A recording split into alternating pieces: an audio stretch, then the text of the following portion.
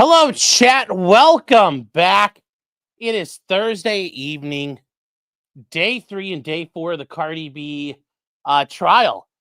And I know we thought it for a while. This is going to be kind of like boring and not fun. And wow, this is an actual complete fucking dumpster fire of a case so far.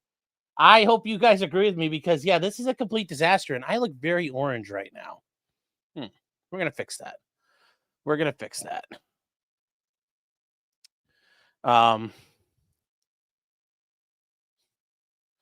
He thinks it's Thursday. It is Thursday. Nice try, though. Am I moving? Like, what the heck's going on here? Yeah, hold on. We got effects. Brightness, contrast, saturation. Here we go. No, that's okay. I think that's better. That's better. All right. We'll set this as.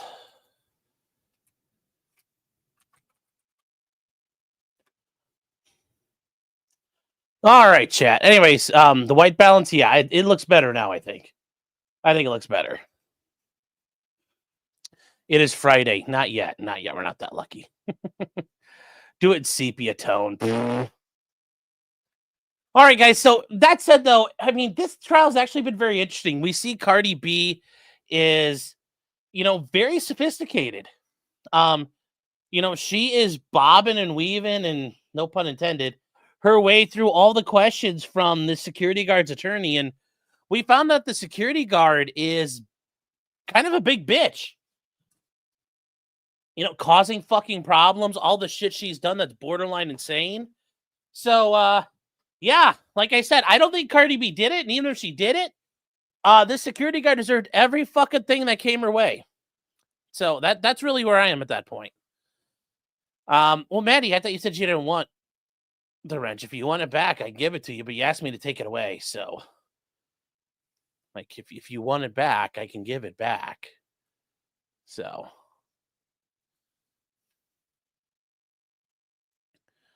that's kind of why I did it. So,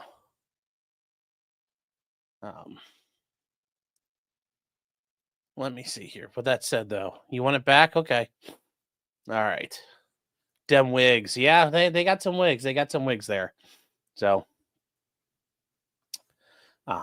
they're definitely some wigging and weaving, chat. Some wigging and weaving.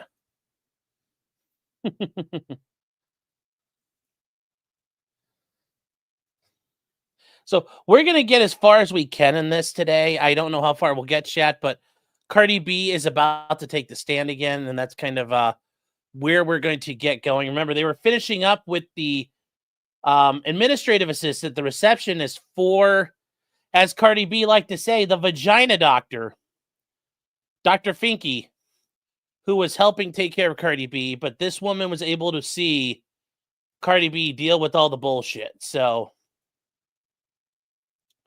I think we'll be able to see some things here. And remember, Cardi B will finish up. And so let's get to it. Let's get to it. We're going to build a church on that wig. Yes. Corey Boatwright is saying, Corey, good to see you, man. Saying, I don't understand how the plaintiff's attorney hasn't been canned yet, since after every sustained objection, he just asked the same question. Because he has the leeway to try the case the way he does, and the judge would rather him crash and burn than interfere too much, because that creates an appellate issue. So that's why it's still happening. That's why it's still ongoing. And, overall, he's letting this guy slit his own throat. That's a very good question. And another for $5 says, the weave don't fit, you must acquit. Pretty good advice. And then Crystal for 10 subs. Let's go, chat. Starting off the night strong. Just rearing it good.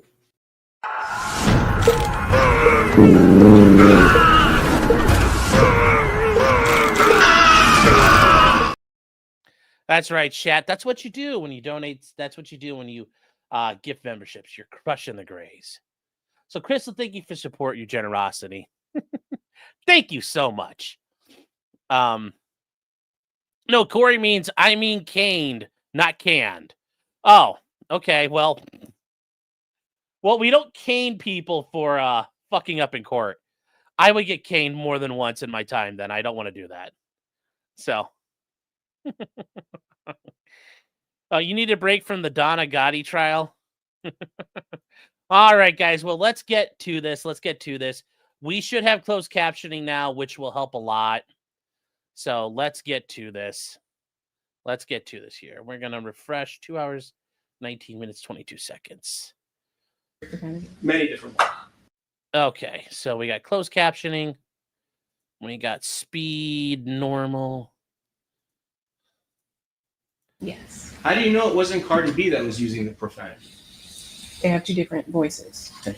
Was Cardi B using any profanities on the date of the incident? Yeah, she was upset. Did she use profanity? Okay, so we're going to rewind just a hair here.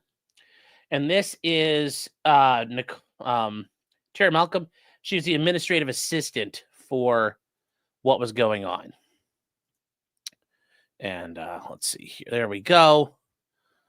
All right, chat. Let's see here. Oh, Corey Boatwright for 10 more subs. Let's go, guys. Thank you for the support and your generosity. I truly appreciate it. And yeah. That's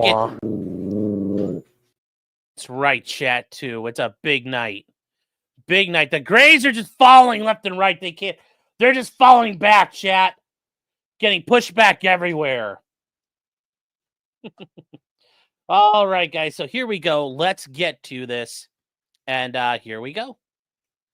Thank you for the support, Corey, and your generosity. I appreciate it very, very much.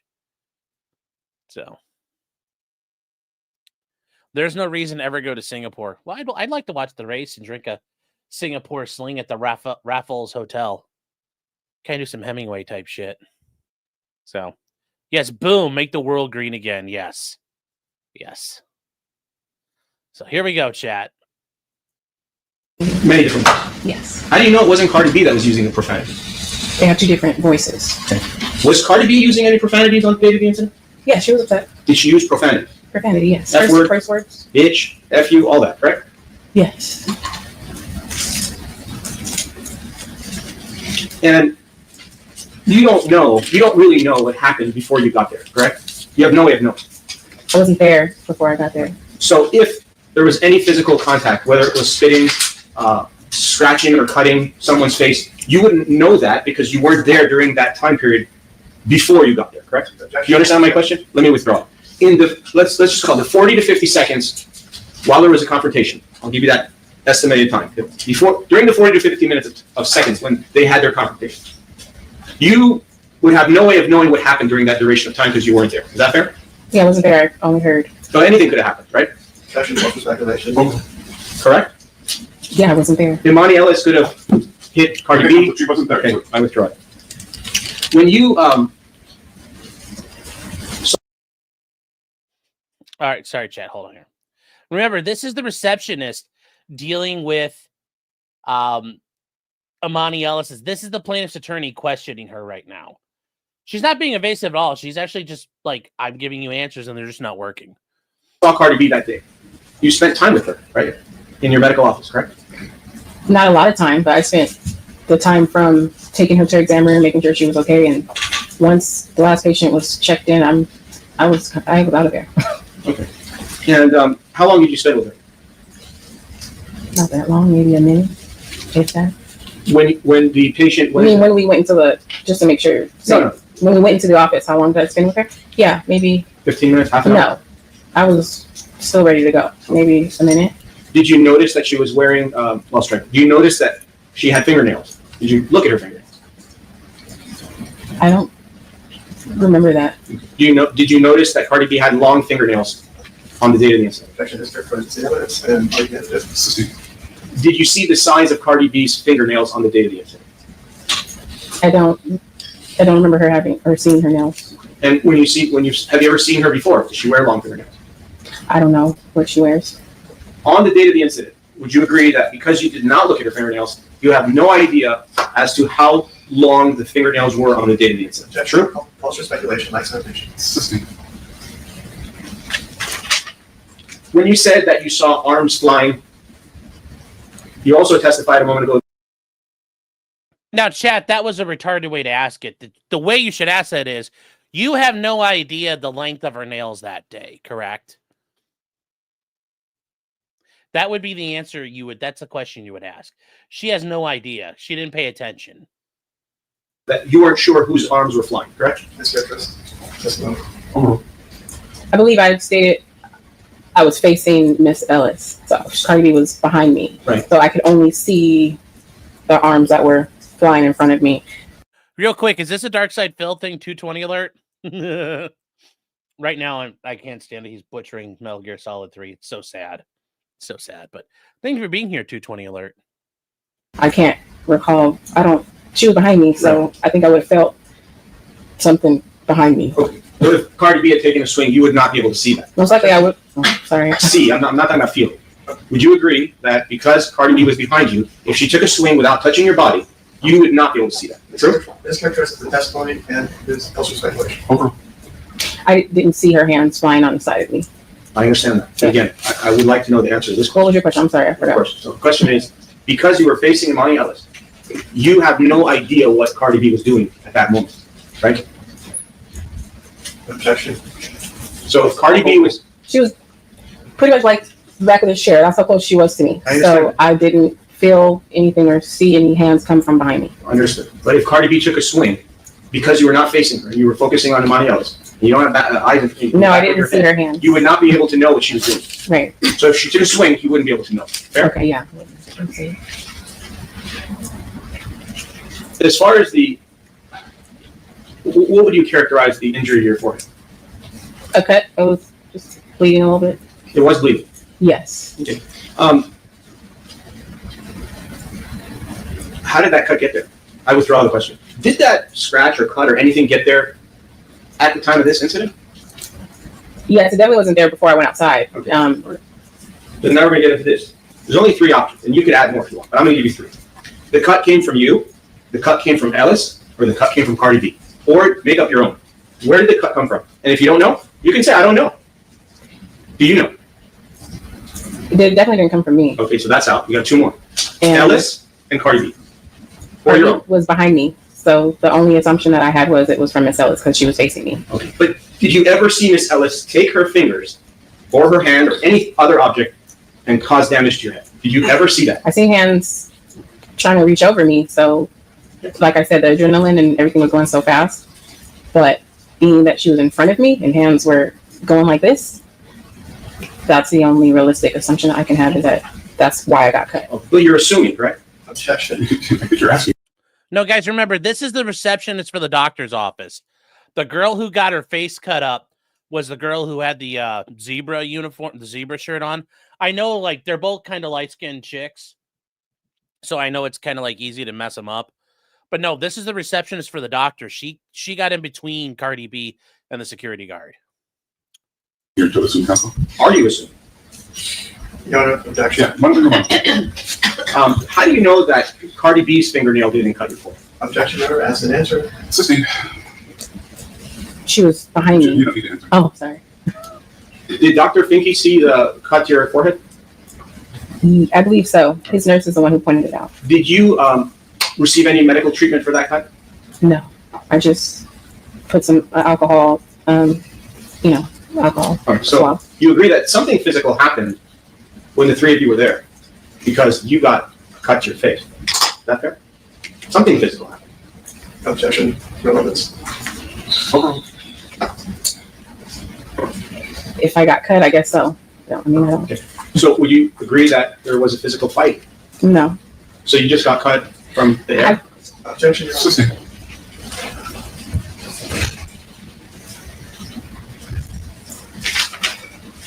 Did Miss Emani Ellis have any fingernails? I don't remember if she had fingernails. Was Emani Ellis angry at the time of the incident? Yes. Was Cardi B angry at the time of the incident? Objection, Your Honor. Assisting.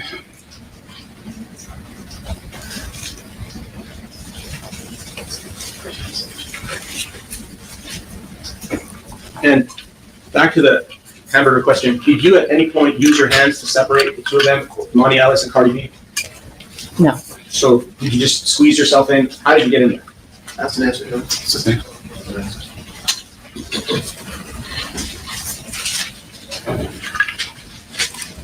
When you had the conversation with Miss Ellis on the phone, did you actually speak with her? Yes. On the Did you? phone? Yes. And let me ask you, when you were on the telephone, did she tell you anything, Miss Ellis, when she was talking to you that day? From what I can remember, just being upset about what happened, her no longer being employed there, and I don't remember the word for word. So she, Miss Ellis was basically asking you to assist her in some way to be her witness, correct? That was the purpose of the call? Objection, speculation. Did Miss Ellis's attorney contact you? I don't remember that. Did Miss Ellis ever come inside your office at any time between the date of the incident and today? Objection, relevant. Sustained. Do you know if Miss Ellis spoke with Dr. Finke at any point? Objection, relevant. Sustained. Keep racking them L's. As far as your background, do you have any professional degrees? I got my AA at West LA College. I'm a real estate agent. That's about it. And have you ever been convicted of a felony? No. And aside from Dr. Finke's office, were you working other places during that time period? Or was that your main job? That was my main job. And at this time, you no longer work there, correct? No. And on the date of the incident, because Cardi B was your patient, you felt that it was necessary to go outside to bring her inside to help her get inside for the medical appointment, correct? Objection, relevant. Ask and answer. Sustained.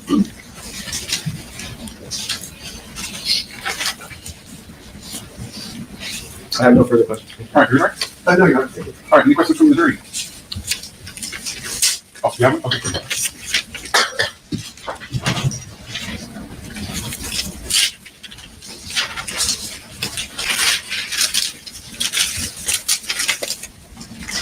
I would agree. This was bad cross. This was bad prep. We learned yesterday, guys, that Emani Ellis' attorney, that guy, never even deposed Cardi B. Very, very fucking weird. Given, like, they're going after Cardi B for like $25 million. And they aren't doing shit to do it right. This guy sucks. But anyways, here comes Cardi B. You know, she got them, she's coming. Cardi B is about to step onto the stage. That's, I mean, like, you guys just need to understand, like, this is going to go down again. We saw how bad she whooped their ass before. But anyways, here we go.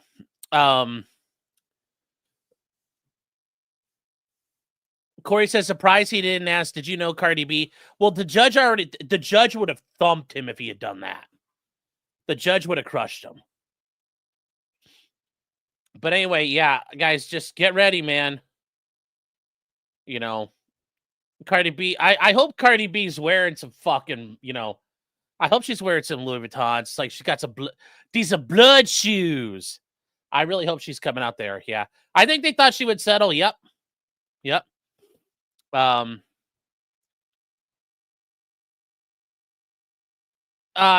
here, Luke, they're not calling. They had to break up the case, so we're back to the plaintiff's case, and they called Cardi B. So they're still going through their examination of Cardi B for the plaintiff side. So is bloody shoes, not blood shoes. Okay, I'm sorry. It's been a long time since I've listened to the song. Like, all I remember is these expensive, these is red bottoms. I thought these are blood shoes. My bad. I try. So anyways, that was the defense witness. Remember, they had to switch up the order a little bit. Now we're back to Cardi B.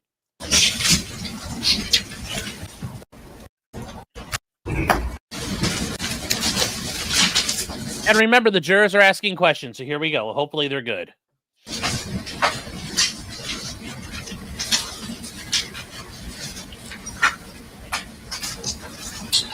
I think these questions are appropriate. Ma'am, when you did you actually close your office to maintain privacy for Cardi B? Yes. And when you do that, was it your custom practice to also notify the building security? I honestly don't know if that was done or not. Did you normally do that, or were you? That wasn't my task, no. Okay. Do you recall the N-word coming out of Cardi B's mouth? No. Can you describe Cardi B's emotional state during and after the incident? Upset, emotional, worried about the reason why she was there. I don't know if I'm sure. But... You don't know the details? No, I don't know. Oh, in terms of the medical issues? I mean, the testimonies that she was there for a pregnancy checkup. Yeah, so just concerned about that and being upset about her privacy. Did you notice whether Miss Ellis had a phone or a camera during the incident? She had a phone in her hand. She did have a phone in her hand? Yes. All right. Those are the questions that I think are appropriate. Any follow-up from defense? Oh, no. Sorry. For plaintiff? Yes, just one follow-up. The day when they decided to close their office and have a medical appointment, that was a Saturday. Is your medical office usually open on Saturday? Yes. And you usually close around 1:30 or 2 or 3 or go all day? No, it's half a day. So usually, from what I can remember, the last patient was around noon or 11:45 noon, somewhere around there. Isn't it true that Cardi B was the last patient of the day? Yeah, she was the last patient. So we finished our morning and made sure she was the last one. Do you work on Sundays as well? No. And the half a day on Saturdays when you're there, were you in charge of closing the office? Your Honor, this is outside the scope of the questions. Assistant. No further questions. All right. Who's witness being accused? Yes, Your Honor. All right. Well, thank you for coming down. Subject to recall. Did you subpoena her? No. And I'll make it subject to recall. All right. He's like, well, I want her subject to defend. The plaintiff's like, I want her subject to recall. And the judge looked at him and said, did you subpoena her? No. Then she's not subject to recall. The defense subpoenaed her. If you haven't subpoenaed a witness, you can't force them to be there. So,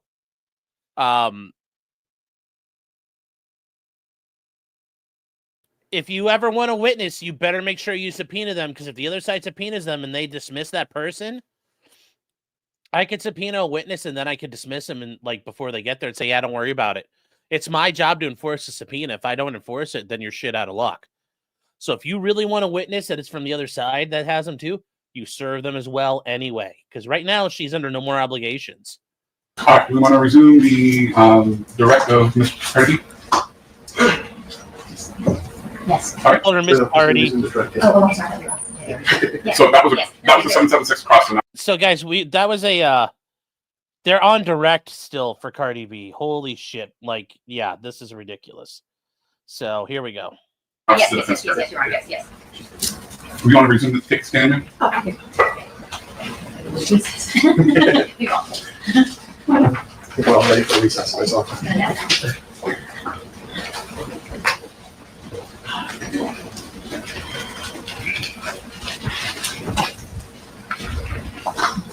All right. You're manager still under oath? Yes. All right. Counsel.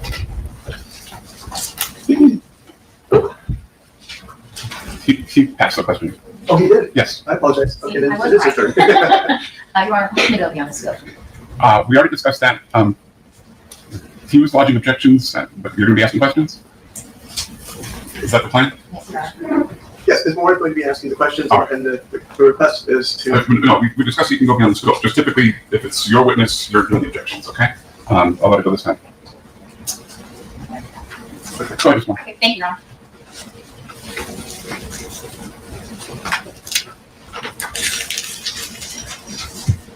Marty, can you tell us how you got into the music industry? Objection relevance? How I got into the music industry? Well, I became like a social media personality, and I had a manager at the time, and he always noticed that I will always do songs my way, my wording, and he was like, "You're really witty and you're really quick. You should try making music." And I was like, "All my friends in music, if they make it, I just think I'm gonna make it." So, If you just pull the microphone a little bit more towards you or sit one part there. okay. So I was just like, if my friends haven't made it yet, Like, what makes you think I'm gonna make it? And he was like, just try it. No one hurt you to try. So I tried it, and I really enjoyed like listening to like the end results. It's like almost like cooking for me. Like I was like, oh, I'm not sure if I could cook, but I like the end results. Like I did pretty good. And that's how I got into music. Were you doing any television? Yes. Well, not when he suggested that like you should try to do music. But later, were you doing any television? Yes. What type of TV? Reality TV. Reality? What show was it? Love and Hip Hop. Love and Hip Hop. Where? Love and Hip Hop. Objection, relevance. Overruled, but please move on. When did you release your first mixtape? Objection, relevance. I'll give you some background, but it needs to be a little bit more excited. Sure. I'll cut to the chase. Marty, do you have a record deal? Objection, relevance. Overruled. With who? Objection, relevance. Overruled. Atlantic Records. Do you have any platinum certified songs? Objection, relevance. Overruled. Yes. Do you have any Grammy awards? Objection, relevance. Overruled. You asked her about her siblings, you asked her about her birthday, you asked her a number of questions. Sure, happy to move on. So, Happy to honor. Thank you. all right. So there you go, guys. The plaintiff's attorney's being an asshole now. And he's like, I let you ask all kinds of bullshit. Why are you being a dickhead now? Like, this is not how you do it. This is not how you do it, chat. Oh. Anyways, here we go. Marty, why did you want to keep your pregnancy a secret? I wanted to keep my pregnancy a secret because I just had a hit record. I haven't had my album out. And everybody that I work with, they were very scared. You know, like I finally made it. And like people that like been in the industry also for like a while, it was like, I don't know if anybody has ever, a female rapper has ever came out pregnant on their freshman year without an album, just 1 or 2, 3 records. So I was very nervous.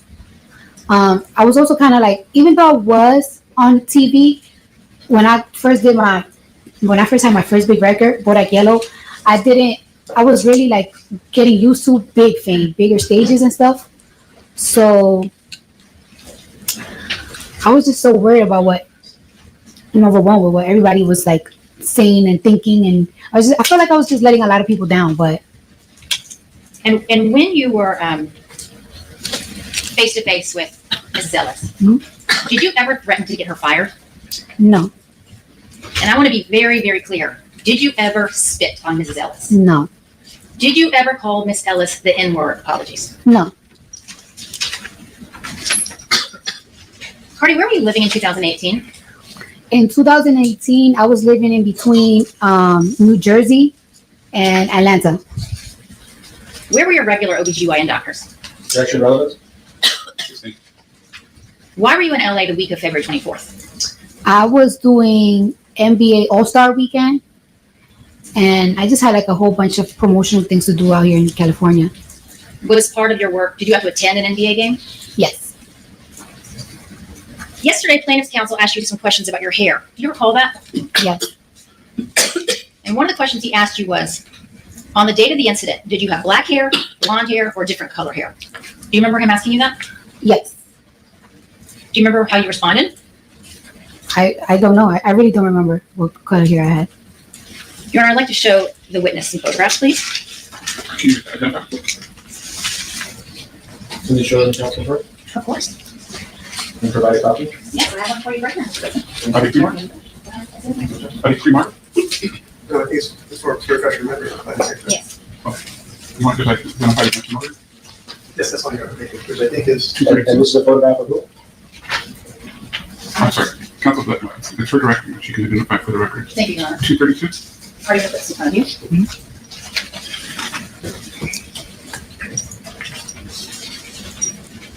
All right, can you please look at this photograph and tell me, do you recognize this? Yes. What is this photograph?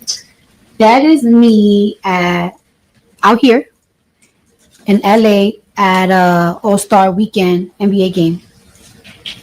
And does this picture refresh your recollection about what your hair color was that week? Yes.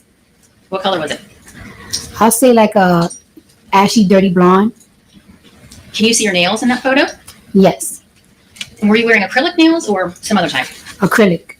And I think you testified yesterday that acrylic nails can last you up to 2 weeks. Is that right? Yes. Are those the nails you had the entire time you were in LA? Yes. How would you describe those nails looking at them in the photo? I'll say, to my taste, they're like kind of short. They're square, they're boxy.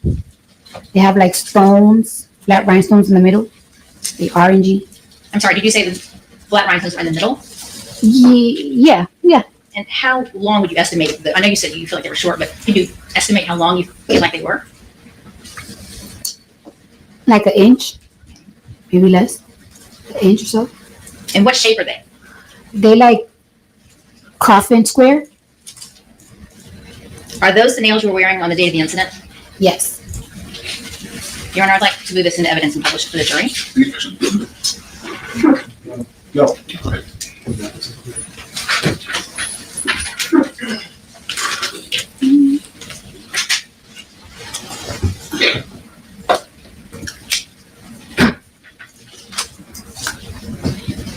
Cardi, do you remember, did you get your nails done before you came to LA or after?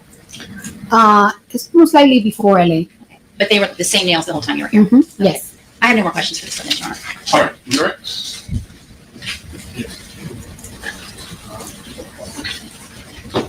So the photograph that we're looking at there, what date was the photograph taken? I'm not sure the date, but I know it was that weekend of All Stars and stuff. And what time of day did this photograph, what time of day was it taken? Was it morning, afternoon, evening? It had to be like around 6 p.m., like whatever time like games start. It really depends. Like that week, it was just, I'm not sure, but it wasn't like a night. It was like probably in the afternoon or something. And guys, listen, the big thing there was they were showing her. You were at the All-Star game here in LA. What did your fingers look like? Not that bad. So notice she didn't have her massive hooker nails on. So that's all they were trying to show. There isn't a lot they have to show here. The plaintiff's case is pretty shitty, so they don't have to go too far. Just let them. You don't have to do that, Luke. Let the plaintiff step all over their wieners. There's no reason not to at this point. Let them flail and screw themselves up. You don't have to go out of your way to disprove it. They have to prove it, and they can't prove it. So I understand their plan here. When you go out at night, do you change your clothing and fix yourself up to prepare for the evening? Objection. Were you dressed this exact way when you saw Dr. Finke on the date of the incident? No. So you changed your clothing completely different than this, correct? Yes. Could you have also changed your nails? Objection. Cultural speculation. No. It's not that easy to change acrylic nails. But you told us before that it would take about 2 hours to do that, correct? Yes. But I know for a fact, I mean, if you could track down that whole week, I had these nails on for sure. Yeah. Your Honor, I would want to zoom in the photograph just to show the nails better than what we can see. With the focus on the left hand or right hand. Well, that works. That's wonderful. Thank you. So if we look at that, that's your right hand, correct? Yeah. Yes? Yes. And if you wanted to scratch someone with those nails and cause them to have a cut to their face, you could do it with those nails, can't you? The nails that we see in this photograph, are they sharp in your opinion? Objection. Okay. Well, it's referring to the photograph now. No, they are not sharp at all. Those are not sharp nails. Now, you heard a witness, Tiara Malcolm, a few moments ago in the last 15, 20 minutes. She testified that she also had a cut to her face. Do you remember hearing that in court? Yes. So how did she get the cut on her face? If you know, if you know? It wouldn't be for me. Is it possible that when you were reaching over, you cut her face? Objection. Assisting. And the rhinestones that you see there, you consider those to be flat? Yes. Uh-oh. And your You considered yourself to be a freshman in 2018. Does that mean you just started your career in music and rapping and all that? Yes, So before 2018, you were not a rapper? I was. When did you first start? I first started rapping in 2016, but I became a superstar for rapping in 2017. Okay. So just being blessed in. So All right. And why was it, aside from what you told us, that you feel being a freshman and being pregnant, the two didn't match? Was there any other reason, aside from that you wanted to keep your pregnancy a secret? Earlier, you testified that when you went to the doctor's office on the date of the incident, you wanted to keep your pregnancy a secret, correct? yes, And the reason you wanted to keep it a secret was because you were a rapper, correct? Why did you want to keep your pregnancy a secret? my career. I didn't tell my parents yet. I was just very overwhelmed. And when you thought that your secret was being violated, it made you angry, correct? Objection, remanded, testimony lacks foundation. Okay. Yes, I feel like my privacy was completely being violated.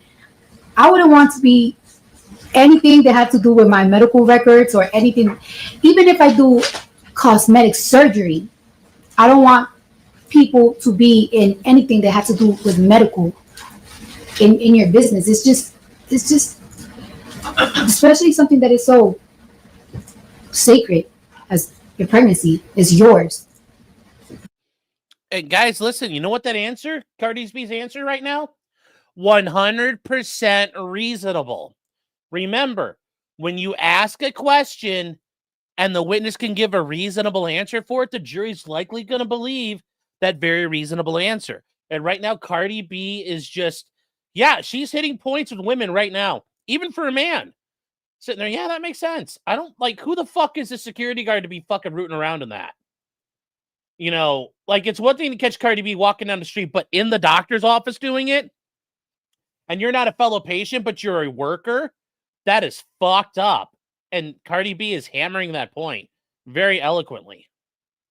And you would do anything to protect that privacy, correct? Objection, Your Honor. And aside from your assumption that you were being recorded by Miss Emani Ellis, was there any other assumptions that you had at the time of the incident? Objection, argumentative, this characterizes the testimony. You had a belief, a state of mind, that Emani Ellis was recording you at the time of the incident, correct? Objection, outside the scope of redirect. And,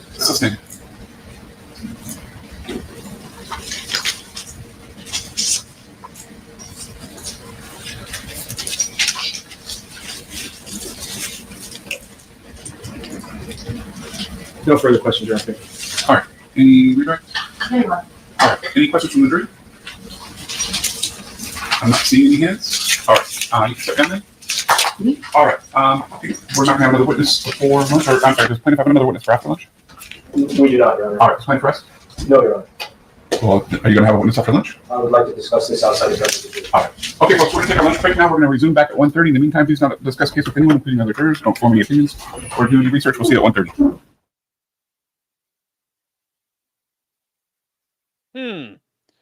Huh.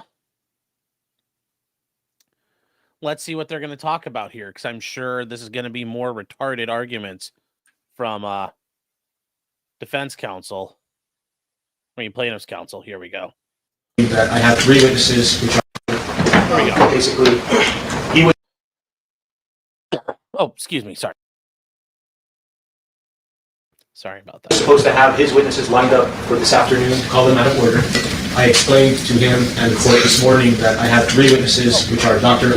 Roscoe, I thought you were here the day you did. Yes, I got the souvenir. I got the Philippine peso card with the Philippine peso in it and the little keychain thingy. I covered the one night we were doing it. We got it. And yeah, I thought you saw that. I'm sorry, buddy.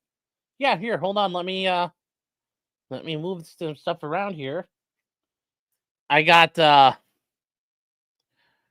this bad boy real quick from you. And then where is It's here somewhere.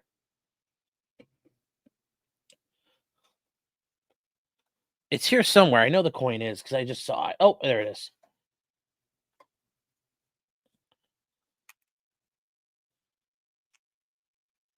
Yeah, the Filipino coin. Yes, thank you. Yeah, I gotta make sure. So thank you again for that. Thank you very much. Just gonna make sure you I did it the one night I thought you were there, so. Vector Media says Red Bar's investigating you, said you may be the worst than Rakeda. I guess. I don't know. How old's Cardi? She's like 30 something now. So anyways, we're gonna keep going, guys. But yes, thank you again, Roscoe. I do appreciate it, man. I very much, very, very much so. So anyways, let's keep going. Let's see who these witnesses are that we're dealing with. Oh yeah, I'm so sorry. I think it would have been last week. Aziz Alahi, Ms. Parsi, and Michael Shope, and they are unavailable for today, and we wanted to call them out of order, requesting that the court allow them to testify on Tuesday. Okay, well, I'm giving me draft for proof of respect to whether or not their testimony is relevant to anything. Yes, Your Honor. May I do that now? Well, I thought you said you didn't know what they were going to say. I spoke to them. When? During the break. Okay. And what are they going to say? So Dr. Aziz Alahi is going to say that he had been advised there's a disturbance in the building.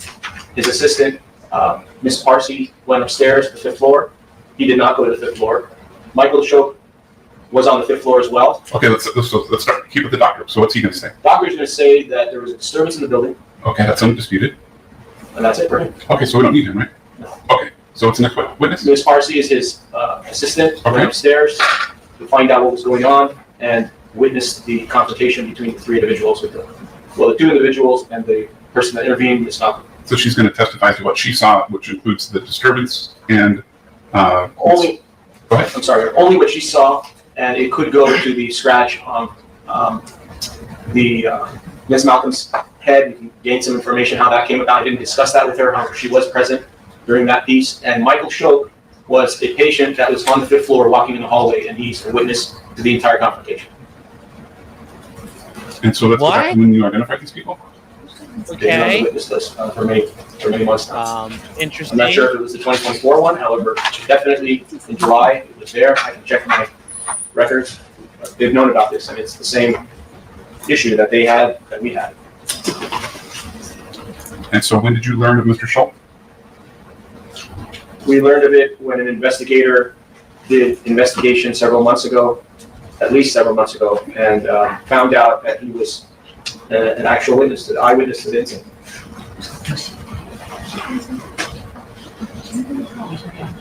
Your Honor, the only witness list that I have is from July 25th of 2025. He's been on this witness list. He's not on that one. Yes, he is, Your Honor. I have a copy for the court. Oh, okay. I see. Yeah. Mike Shaw. Michael Shope, Aziz Alahi, and Parsi are all on that one. Mr. Lamb and I had a conversation about this at length. We created this list together. He told me his witnesses. I told him my witnesses. He signed this. They've never objected to it one time until recently. And the only reason they've objected is to, I'm not clear why they want to do it. It seems to be very one-sided that they can exclude our witnesses, but we can't exclude theirs. So I would ask the court not to exclude ours, since the court has not excluded theirs. All right, what's Mr. Schultz going to testify to? Mr. Shope is going to testify that he was a patient at a different doctor's office on the 5th floor, and he was walking in the hallway to go to the bathroom, and he saw the incident himself with his own eyes. All right, for the defense. First, Your Honor, just so the record is clear, counsel did say that he could not continue with witnesses today. He did mention something about taking people out of order. I have told him that I don't think he has that right, and earlier today I mentioned that taking witnesses, defense taking witnesses out of order is not the same thing as the plaintiff being unable to proceed with witnesses at the time of trial. As the court knows, the trial was continued several times. The 2024 witness list, jointly filed, does not have any of these people. These people were first listed, if memory serves, in the July 2025 witness list, and we did object, but that ruling, that has never been heard by the court to this point. They were first identified in July 2025. We were not told what their potential testimony would be. We were told that Dr. Azizolaki. Well, he's not testifying because he doesn't have anything to add. Right. And the other ones, we were told there's one that was a receptionist and shot a guest. So we were not given any substance at all.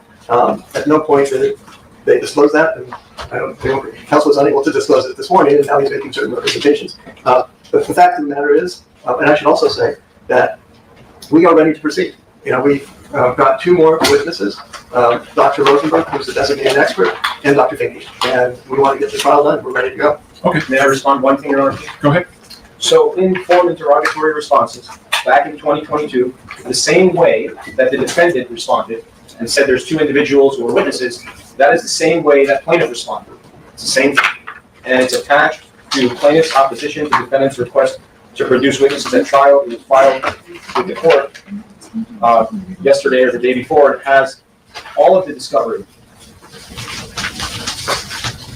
I'm sorry, actually no. This one has a discovered defendant, but I do have the discovered the plaintiff. It was used in this case by the opposing side. They knew that we had these witnesses that we didn't know their names.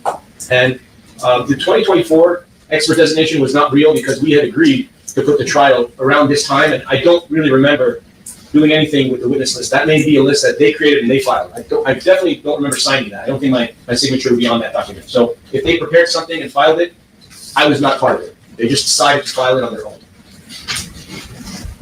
I was just going to say, what I think counsel is saying is that he did not identify any of these three people back in 2024. He's now contesting 2022.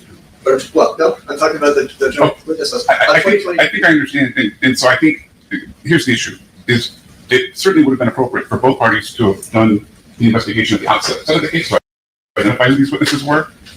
Now, this is the problem here, guys. Notice the judge is pointing this out. Nobody did any work on this case really at the beginning. Cardi B's attorneys right now were not her original attorneys. It doesn't sound like anybody did a whole lot of damn work on this. So this case is an absolute disaster as far as identifying and finding witnesses. And this has caused so many problems now. That didn't happen. It sounds as though both sides engaged in investigative work after discovery was closed and identified new witnesses. I'm going to take plaintiff's counsel's representations at face value and that they were recently identified. These witnesses were on the July 25 joint trial witness list. To the extent that they were identified, the people were identified after discovery was closed. I think it's appropriate that they be allowed to testify. But it's going to be on a short leash. And I indicated during the pre-trial conference that I am relatively liberal in the interest of expediting the process to keep all witnesses out of order. And so we'll suspend plaintiff's case now. We'll start the defense case. But your witnesses need to be here Tuesday morning or they're not testifying. I understand, Your Honor. Will defense speak? They didn't give me 24 hours notice. It's fine. I'm not that picky. My question is, will Dr. Rosenberg and Dr. Finke be testifying this afternoon? So at least during the lunch hour, I can do some preparation. Your Honor, Yes. I got two voicemail messages which we can play, which were not particularly coherent from counsel, that said that he doesn't have witnesses. Okay, I've already ruled on that. So Yeah, you no. have witnesses for this afternoon. Yes, and I advised him as soon as he told. I'm not disputing the 24 hour notice. Please stop interrupting. Oh, sorry, I was going to respond to the 24-hour notice. We did, in fact, tell him as soon as he said that. Do you have witnesses for the afternoon? Yes, sir. Okay, very good. We'll see you then. Thank you, Your Honor. Okay, interesting. Interesting, chat.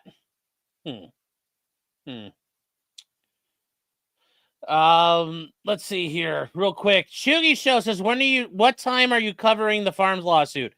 I don't know. Sometime tonight on the 9:30 show. I don't know when. Sorry. Jefferson Post says, member for 12 months. Thank you. Thank you for being here. Thank you for the support. It says, throwing questions like anti-aircraft fire at the Battle of LA. Yes.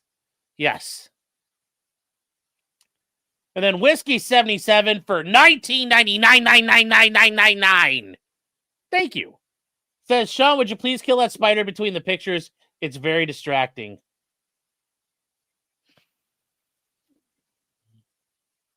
I know there's no spider there, so I'm not going to look. But thank you for the super chat. Guys, Whiskey 77 and 3 Bears over on A-Holes React. They had Steve Gosney on on Sunday to talk about the truck crash, from as Whiskey 77 said, America's greatest allies, the Indians. His favorite people, that if he couldn't be an American, by God, he would want to be an Indian. So just remember that, chat. Just remember that. India first is what he says. He's like, I don't like Israel first. I like India first. But anyways, let's keep going here, chat. Let's keep going. Let's get this show on the road. They're at lunch. No lunch for chat. And we're back. When this was presented, the court was advised and everybody was advised that it was on February 24th of 2018. If the court would take judicial notice of People magazine, I can put it on Elmo if the court wishes to see it. It was published on February 19, 2018 at 11:25 a.m. Eastern Time by People magazine, which shows this exact same photograph. So it would be a misrepresentation. Do you have a witness with that? I have Mr. Captain Grossman. That he looked on the internet? Well, he does my investigations at this time, and he would be testifying that this photograph was taken on February 18th of 2018. That game that she's speaking of, the All-Star game, was on February 18th of 2018. It's a whole week before. So I would like to recall the plaintiff. I'd like to call him somebody to clarify this issue. That's all I'm asking. Your Honor, Your Honor, that photograph is provided to us by Atlantic Records. We have someone who can attest to that, Justin Grant. When you search up that photo, you find it was from February 18th, 2024. That was All-Star Weekend in 2024. And there are people that have reposted it and incorrectly put 2018. So what the plaintiff's counsel is saying is not accurate. It was 2024. Okay. Yeah, I mean, 2018. You know, saying February 18th, 2018. I will stipulate that the date is February 18th of 2018. The problem with that testimony, or the problem with that representation from counsel, is this incident happened 6 days later. Right, and that was my point of view. She testified she was the same Amazon. No, Your Honor, she testified that she got this picture taken on the same day. She testified under oath that at 6 p.m. on February 24, 2018, this picture was taken. That's false. That is a false statement. Her own attorney admits February 18th of 2018 is the date of this photograph. Okay. I'm not going to have a jury waiting for this. We're ready to call the next defense witness. There's another issue, Your Honor. What is that? I did have a conversation with the witnesses that I have. They're unable to appear Tuesday morning. It's not possible. Okay, then you're not going to call them. I understand that that's the court ruling, but I just want to put on the record as soon as I learn that I cannot produce them Tuesday morning. Okay. All right. You want to bring the jury? Yes, Your Honor.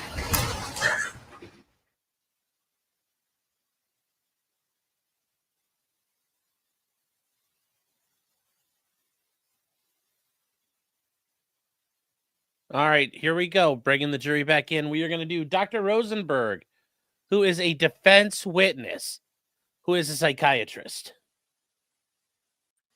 At this point in time, Yes, Your Honor. Around the other way? Yes, please. The number for the truth will help you. Rosenberg, Rosenberg.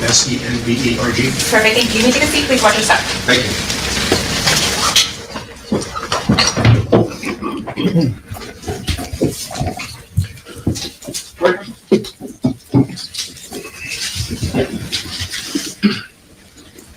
Please introduce yourself for the jury.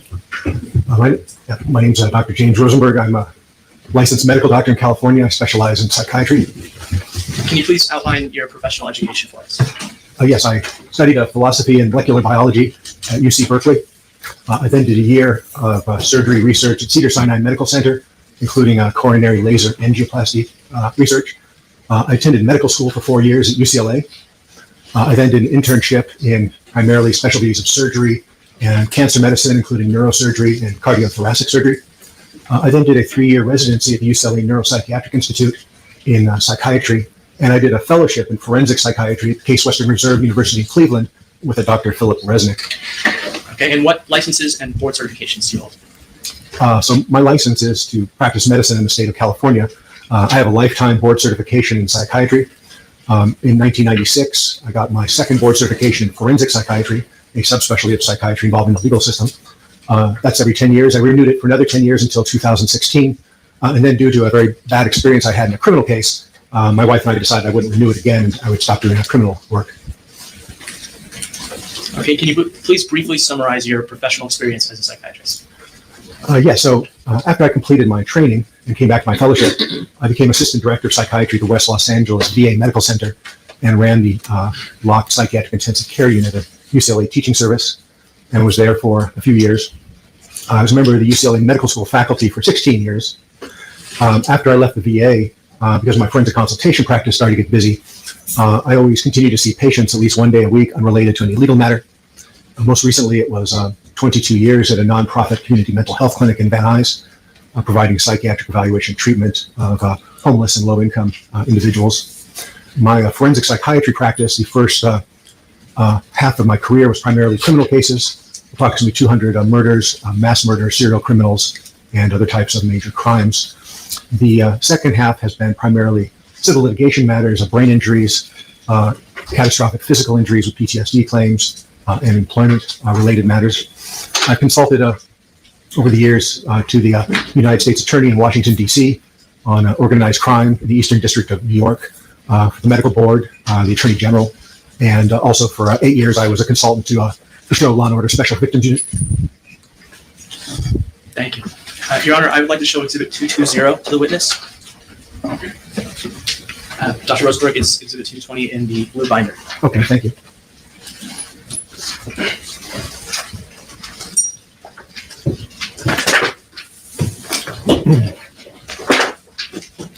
Okay, I'm at 220.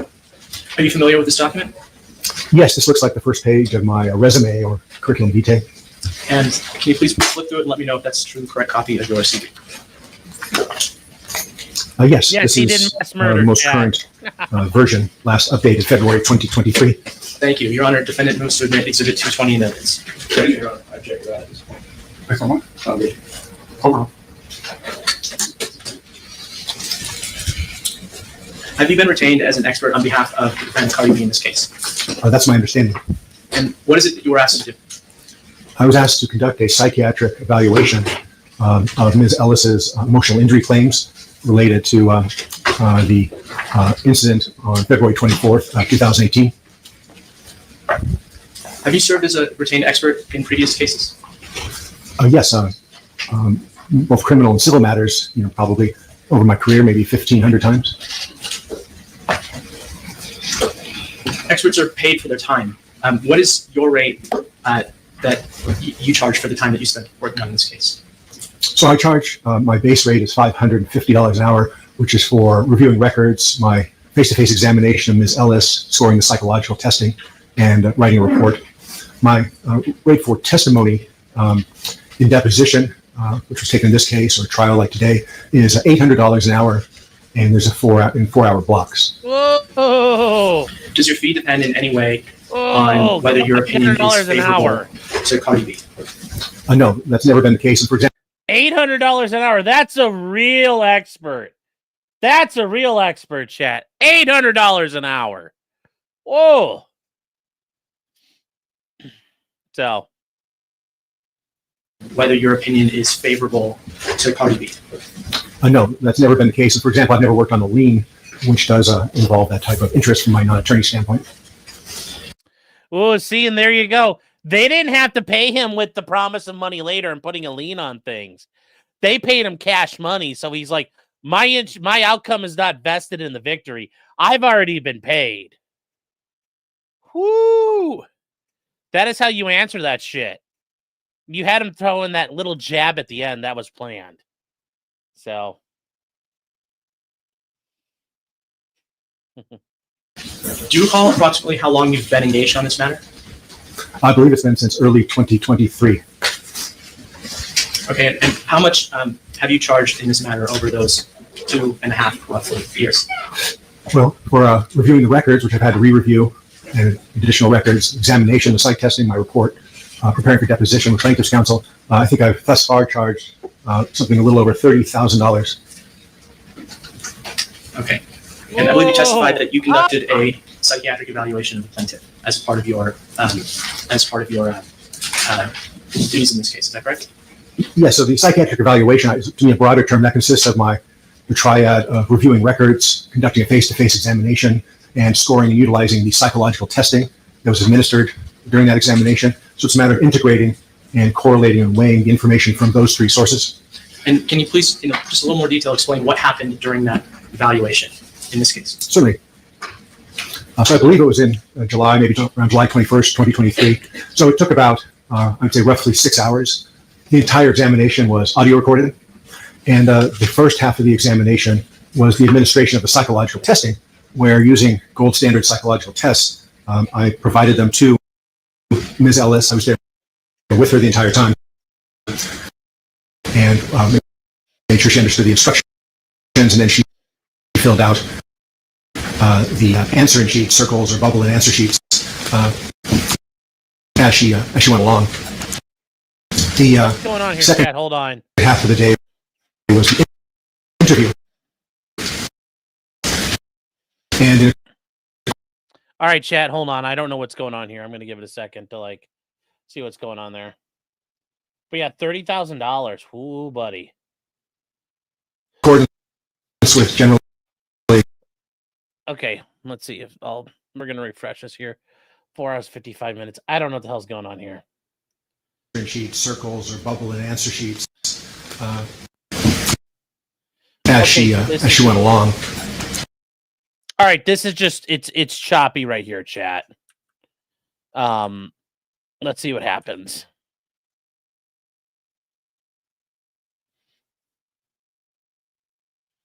I'm sorry, it was either the MMPI-3 or the MMPI-2 current ultimate gold standard tests.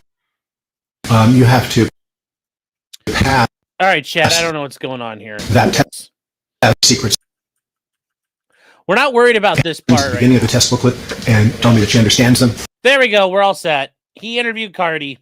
And then it's a matter of answering about 335 questions where you bubble in on a separate answer sheet, true or false, for those questions. And then I take the results of that and I use the test publisher's official scoring software, which I have on a laptop computer, input those answers, and then generate a statistical report based upon her answers. It provides a variety of scales and scores, and then narrative text, meaning it provides a text description of what individuals like these scores tend to look like, although it doesn't talk specifically about Ms. Ellis. And you would never want to make an opinion about somebody based on just a test. Again, it's a matter of correlating them with your overall evaluation, with the interview and the record review.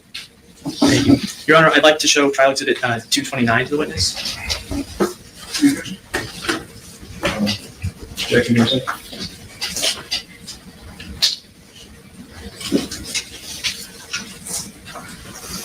Is he not going to publish it at this point? Not at this point. Oh, okay, I thought I had no objection showing it. Just publish it. Thank you. Can you please turn in the blue binder to exhibit 229? Sorry, chat. Yes, he interviewed the plaintiff. I'm sorry, not Cardi. He interviewed the plaintiff because remember, she's claiming she suffered all sorts of mental health injuries and trauma and pain and anguish. He's there to prove that she's full of shit. So, yes, I'm sorry I misspoke. You are correct, Chinny. You are correct. I misspoke.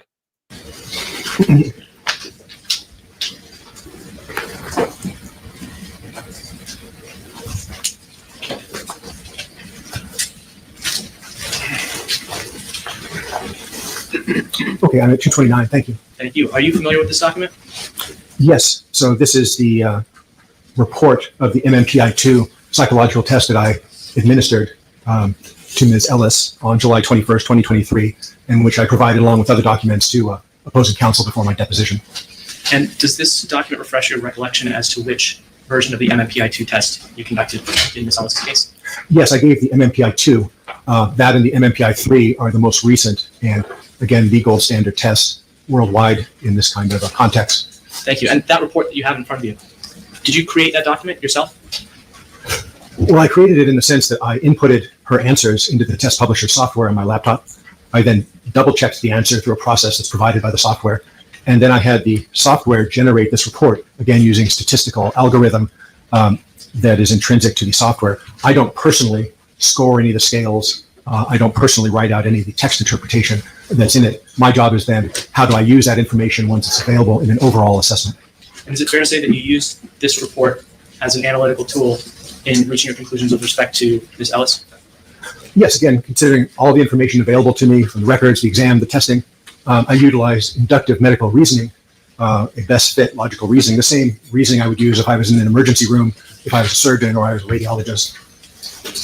Do you use this software and the reports that are generated from it regularly in your psychological evaluations? Yes, guys, remember we talked about this. All these binders are court-admitted documents. So these are things that both sides have already stipulated to and agreed to this defense binder, plaintiff binder, and they all have their documents in there. They've all agreed. They've already been pre-submitted. So yes, that's why they have all those things up there they're rifling through. It's the same things from the days before, and it'll be those documents will be up there throughout the trial. So there you go. Yes, I've used these tests several hundreds of times. I have the highest user rating qualification from both test publishers. Okay, and do you recall when this particular report was generated? My best recollection is I generated it, shortly after the examination had been completed. But I just apologize, I don't recall a specific date. Okay, thank you. Defendant moves to admit Exhibit 229 into evidence.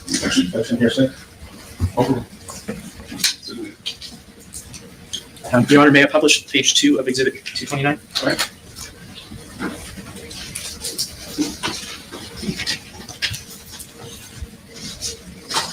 All right, and Dr. Rosenberg, you can see at the top there. I suppose you could look at the binder as well. If you turn your screen on the top left button on the top left side, it should be on there. Thank you, Your Honor. That's much better. Thank you, Your Honor. Okay, yes, I can see it now. I wasn't able to see that. Thank you. If you look at the top of the page, it says validity scales. Can you please explain what that means? Yes, so these are the most important scales of their type for this in the MMPI-3 of any test in the world, any psychological test. The validity scales look at how somebody is approaching the test. The first two scales, VRIN and TRIN, variable and true response indicator, look at whether somebody understood the test questions and responded to them in a consistent fashion. So those first have to be valid before you can go on to interpret the rest of the test. The remainder of the validity scales, the vast majority of them, look at their F scales because they look at infrequent responses. These scales become more and more elevated if an individual endorses or answers questions endorsing symptoms that are infrequent, meaning that even somebody who actually had that mental disorder would not actually endorse them. And these scales are scored against a large statistical population, cross-section population of the United States. And then the last couple scales, the L scale, looks at a different type of potential manipulation, portraying yourself in an overly positive or virtuous light. And then the last one is just a correction to that. Thank you. And what do Ms. Ellis's test results in this case show you? I'm sorry, specifically with respect to the validity scales. Yeah, so looking at these, it's more fun to do it from memory, but looking at these scales, they demonstrate that when Ms. Ellis took this test, that she generated scale elevations in the range that only reasonably could be interpreted as either severe symptom exaggeration. He is a defense witness, Lolita. He is a witness that Cardi B hired because remember, the security guard is claiming she got facial injuries. She's also claiming, I have emotional distress and PTSD. Well, when you claim that, Cardi B gets to hire a doctor to examine you. And this doctor right now, you can see, is saying symptom exaggeration. He's saying the security guard is a lying bitch and she's full of shit.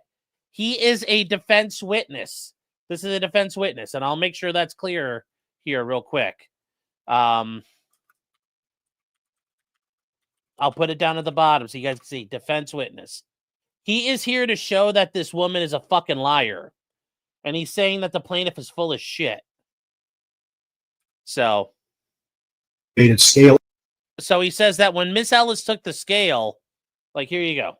They demonstrate that when Ms. Ellis took this test, that she generated scale elevations in the range that only reasonably could be interpreted as either severe symptom exaggeration or symptom fabrication. From a psychiatric standpoint, obviously, I'm not giving a factual opinion. So if we look at F, the third one over with a T-score of 83, so these are compared against a normal bell curve of statistical scores where a T-score of 50 is in the middle.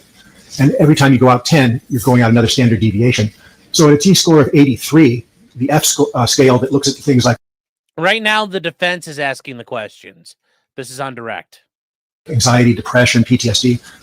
She generated a score more than 3 standard deviations above the norm. And statistically, only 48 people out of 100,000 would actually generate that score, even if they really had the condition. If we then look at the other scales thereafter, the FS scale, S is for somatic, meaning physical symptoms. The FBS, which is the fake bad scale or symptom validity scale, and the RBS scale, those look at physical health symptoms and they look at cognitive symptoms like attention, concentration, primarily if you're evaluating a brain injury claim. And so on those scales, with the understanding that, as I'll discuss, Ms. Ellis has not sought out any type of, from my review of the Kaiser records in my audio record interview, any type of physical health problem whatsoever, and certainly hasn't had a brain injury, these elevations are extraordinarily high. The FBS, or fake bad scale elevation, of a T-score of 102 at 5 standard deviations above the norm, only 2 individuals out of 1 billion would actually have that score if he or she had the actual disorder. So these are extremely high. They're far beyond the range of somebody who could just be distressed and is trying to emphasize how distressed she is, or so-called cry for help. These are in the range of elevation that no individual, even with the conditions, would reasonably have at that statistical elevation, putting aside that she doesn't even claim those types of symptoms in the first place. Thank you. What types of symptoms would that be? So for the FS to have an elevation on F sub S, which is somatic or physical, especially a significant elevation, you would have to have a serious physical health condition. Let's say you have cancer, or you recently had a heart attack, or you're in heart failure, or you have uncontrolled diabetes, things like that. FBS is particularly sensitive to symptom fabrication or exaggeration in individuals who've had traumatic brain injuries.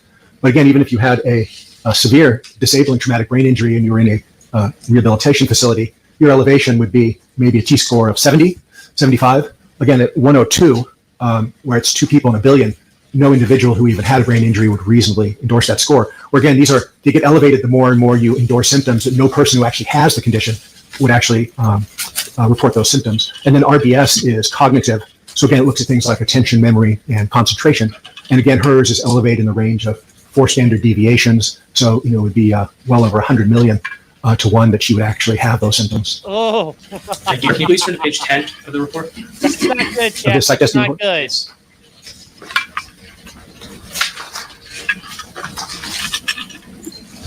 Towards the bottom, you see is written diagnostic considerations. Yes. Can you please explain what that section is saying?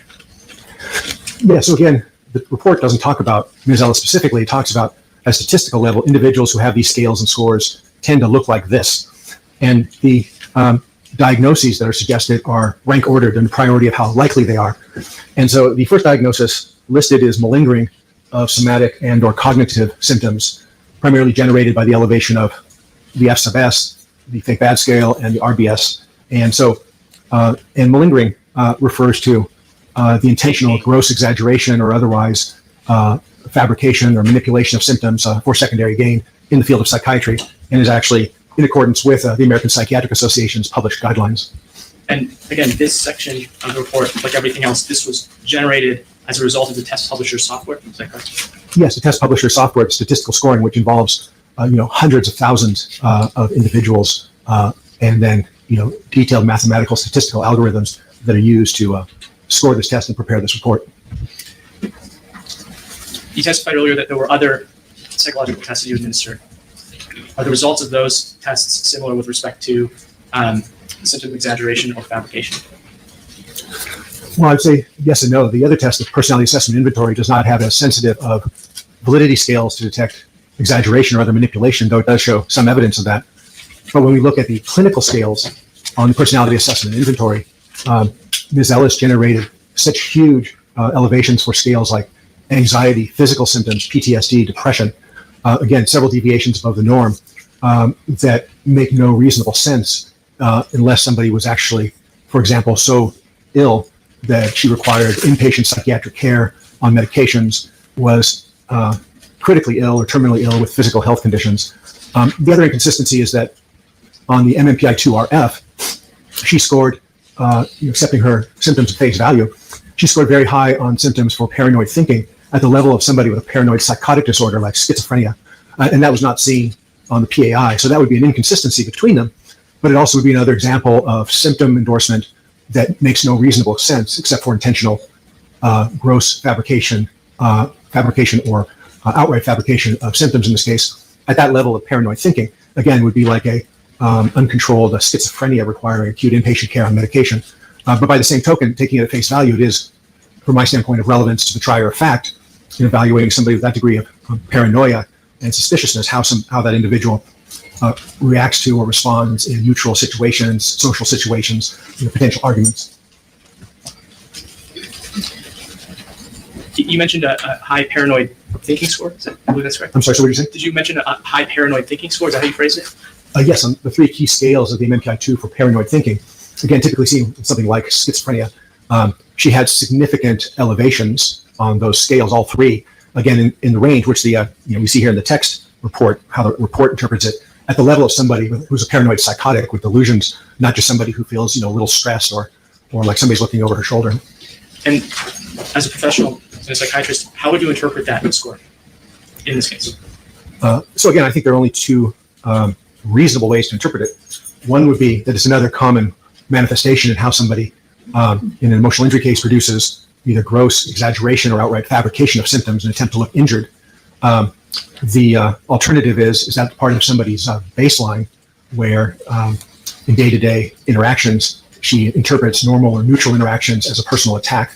The only other reasonable alternative, taking at face value, would be she actually has a psychotic mental disorder like paranoid schizophrenia with things like hallucinations, believing that there's a plot to have her killed, satellites are watching her, her phone is bugged, things of that sort. So there you go, chat. She is completely delusional. Now, is she schizophrenic and being complete psychopath?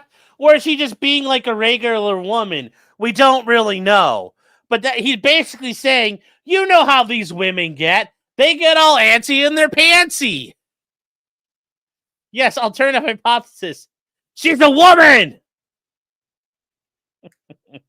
Yeah, this blew up on her so bad. Yes. Angela's like, men are so rude. Well, she's a woman! Oh, yes. This is... so I think he's trying to say there's two options. She's either just like, she completely exaggerates everything, or she's a full-blown schizo. So, yeah, that's kind of where we are with this. This is great. This is great. Yes. And women are bitches be cray. Yes. And women are hysterical. Yes. Yes. Gang stalking is real, Jillian. Yes, I agree. But not for her. No, I don't think this woman's that crazy. I think she's, hamming it up for the money. I'm sure she's very, dramatic about everything in her life. So, yes. Female hysteria. It's not what he's saying. He's saying she's lying. Well, that's what I mean. Like, she either, she completely exaggerates everything, which means she's lying, or she's a schizo. And it's, she could choose which one. And based on the other elements of your examination, did you make a conclusion as to which one of those would be true here? Well, I think reasonably from a psychiatric standpoint, given all the other information available to me, the reasonable interpretation is that it's another example of severe symptom manipulation, exaggeration, or fabrication. But again, it also has to be considered, again, from a factual standpoint for the trier of fact, does it demonstrate paranoid thinking that can affect how somebody reacts in a situation or a disagreement? But to be clear, are you diagnosing Ms. Ellis with, for example, schizophrenia? No, that makes absolutely no sense whatsoever. Why not? Well, because in schizophrenia, obviously there's a spectrum. There are individuals who are very well controlled on medication. I know I've had schizophrenic patients, who are run corporations and do very well, but the vast majority tend to have very severe and chronic courses, often homeless in mental institutions. And so, but with these levels of scores, if you actually had schizophrenia, you would function at a very low level. You wouldn't be able to maintain reasonable family relationships. You wouldn't be able to hold a job. You wouldn't be able to function in major life activities. And again, you would require psychiatric hospitalization and antipsychotic medication. Did you diagnose Ms. Ellis with any psychiatric conditions? No, again, since I equate a case like this, emotional injury with have you developed one or more psychiatric disorders as a result of your allegations of the incident with Cardi B, I have no diagnosis for her because she has sustained no emotional injury. Okay, and apart from the test results, are there any other factors on which you base your conclusion that plaintiff hasn't suffered any mental or emotional injury? Yes. What are those?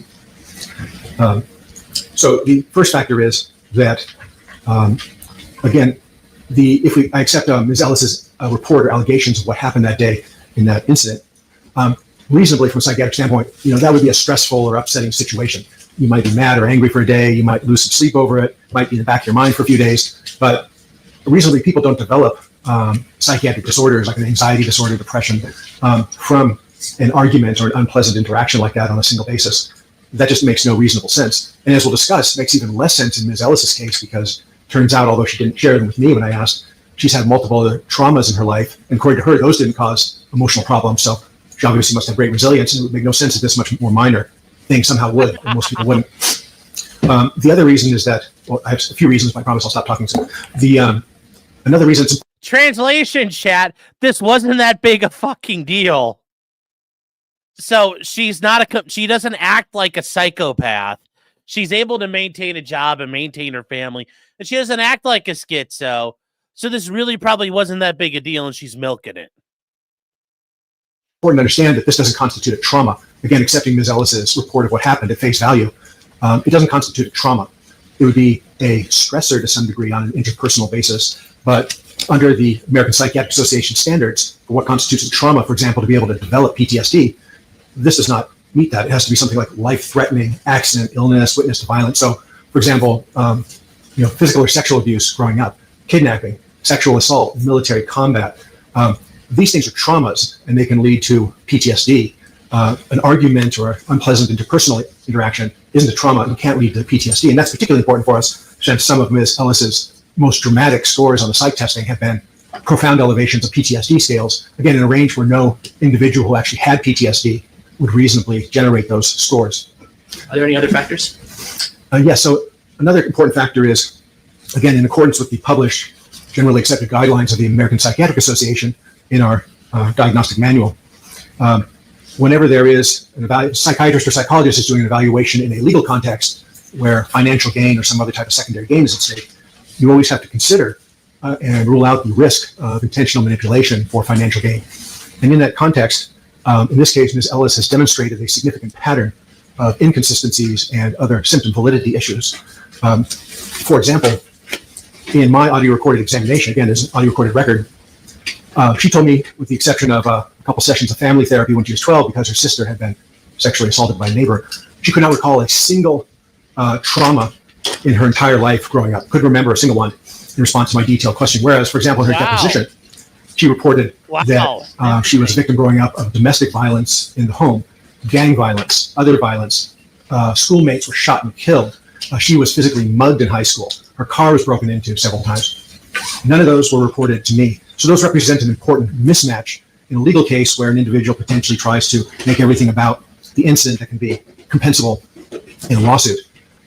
Another example along the same lines is in my audio recorded exam, she told me that all of her emotional problems from the day of the incident, in this case, February 2018 to present, have been entirely due to what happened with Cardi B and absolutely nothing else. And she couldn't identify any other stressors in recent years. Oh my God. Whereas again, in her deposition testimony, the same year, January 2018, her mother was diagnosed with thyroid cancer. Later in the year, her mother had radiation therapy for cancer. Objection right to privacy of the mother. If you want to describe the issues more generically. My apologies, Your Honor. Sure. And the same year, one of her friends committed suicide. And then, again, none of those things were shared with me. So that would be another example. I do have a couple more. Setting aside that mismatch that you're discussing, are there any other general topics, general factors on which you base your conclusion?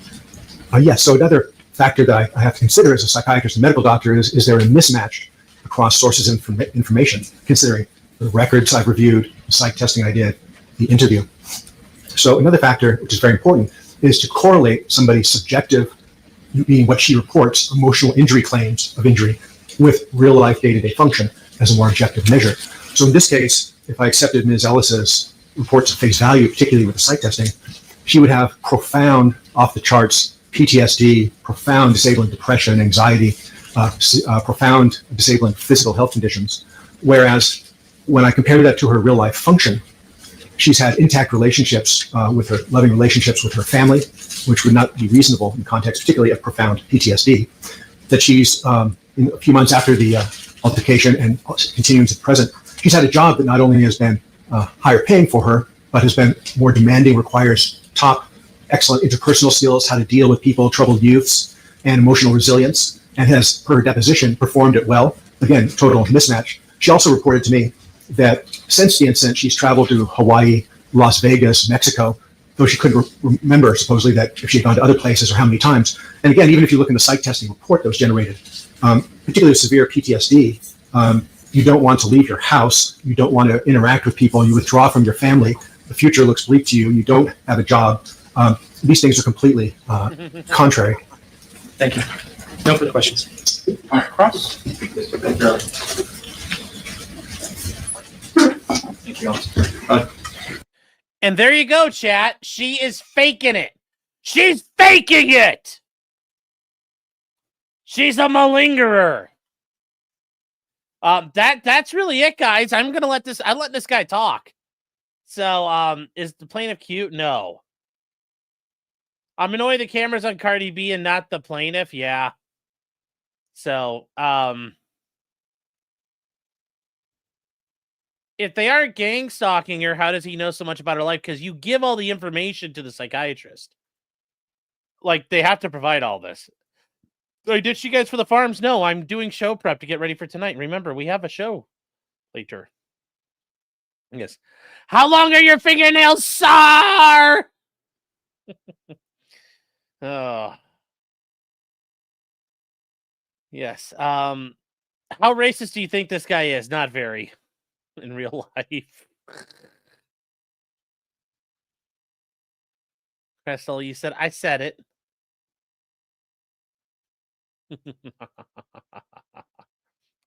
Sinai Cologne says my friend's wife flipped her SUV and hit a pole in a single car accident because of a wasp. The cops gave her a court date. Should they be worried? I mean, well, what did they charge her with? Failure to control? Did they charge her with DUI? Because that's a very common, like, single car accidents. Like, maybe she was drinking. Like, it all depends on what she's being charged with. It all depends what she's being charged with. If it's just failure to control or something retarded like that, then no. If it's DUI or reckless driving, maybe. It all depends. And if they're not sure, they need to speak to an attorney to figure out what the hell they're looking at. Because if they don't know what they're looking at, then they need that sorted out like ASAP. So, but yeah, I don't know. I don't know what they're being charged with. So I don't know if they have a need to be worried. Let's see here. The poll's going to cost a couple thousand. Yeah, unless they tore it out, but who knows? We don't know. Self-injuries count in DUIs too. Yeah, they do. So, we do.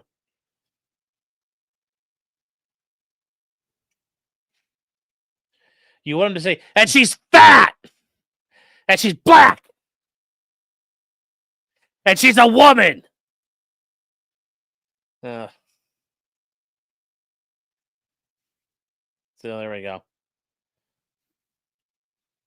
Good afternoon, Dr. Rosenberg. Good afternoon, sir. This is I took your deposition. This is the plaintiff's attorney. And notice, they deposed this guy. They deposed him, but they didn't depose Cardi B. That's fucking weird, man. Fucking weird. On August 5th, and went over all of your opinions, correct? We went over all my opinions, but it's very clear that you didn't ask me for all the factors in support of my opinions. But I did take your deposition and took about 2 hours, a little bit less, right? Yes, sir. You were extremely polite and professional, which I appreciate. Thank you, though.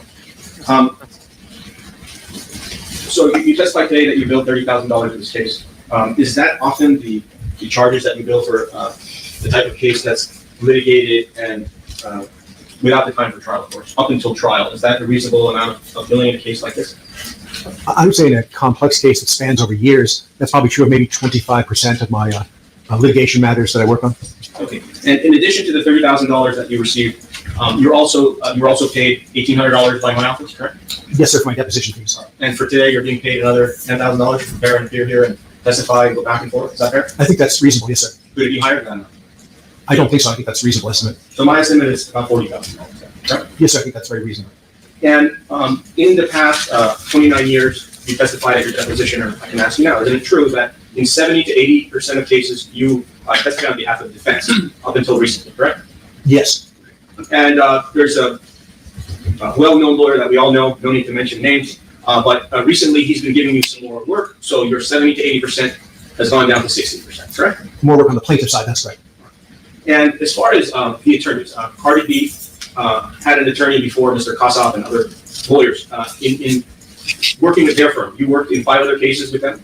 That sounds about right, sir, yes. And with their new law firm, Davis, Wright, and Tremaine, with Mr. Peterson, Mr. Lamb, and all the other attorneys involved with them, you worked in 15 cases with their office, correct? Objection. Same size. Yes, over the past 20 years or so, that's correct, though I've never worked with these particular attorneys before.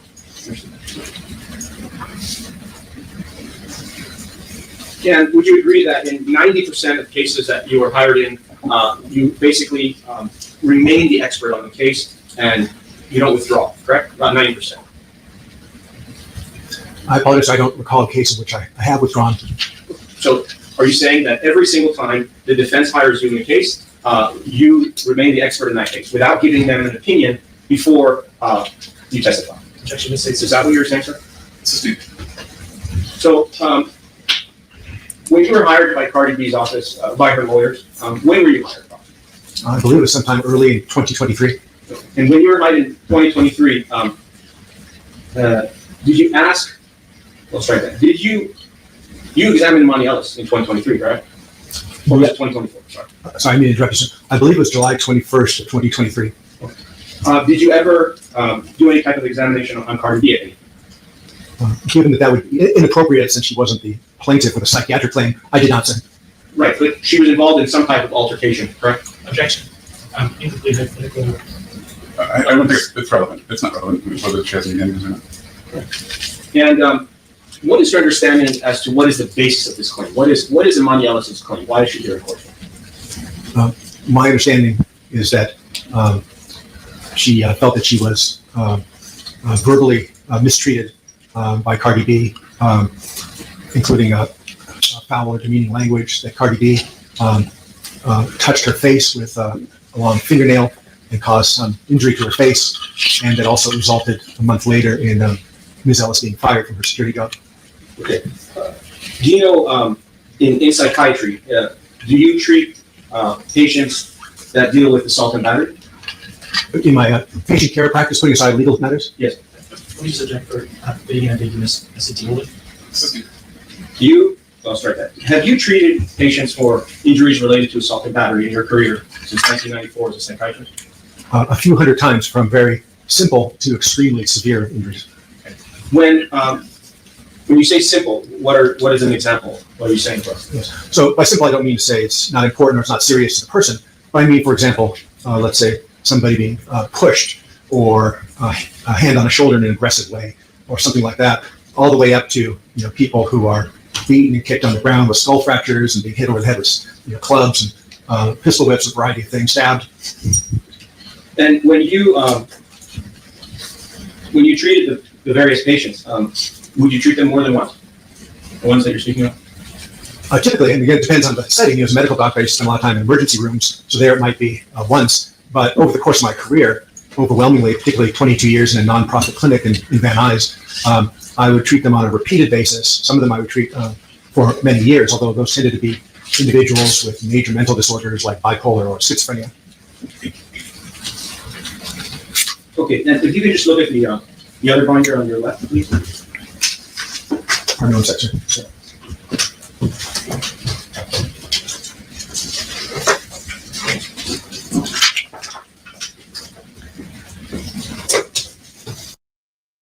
Yep, he's trying to outside the psych. And this is not going well. This is not good.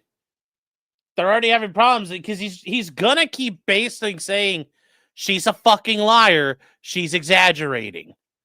You're not gonna change his mind here. You're not gonna change his mind.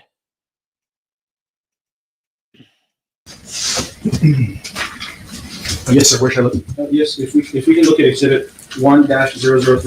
Well, Quippy, they're so expert at dealing with mentally ill people, they can tell when somebody's not mentally ill. So by being an expert in identifying mentally ill people, they can find fakes very quickly. That happens I've mentioned this before. It happens all the time in these criminal cases where you'll go in for like an insanity evaluation and they're like, your guy's fucking faking. He's 100% okay. Happens all the time. Crystal, you're taking off? Let me see here. I looked away for a second. Thank you for being here. Hope you have a nice day. Well, I'd say it's getting really late for you out there. So, out in out in South Africa. So have a good night. Have a good night. Yes, he's already got paid. You got to pay him again to make another opinion. Yes. Good night, Crystal. So here you go.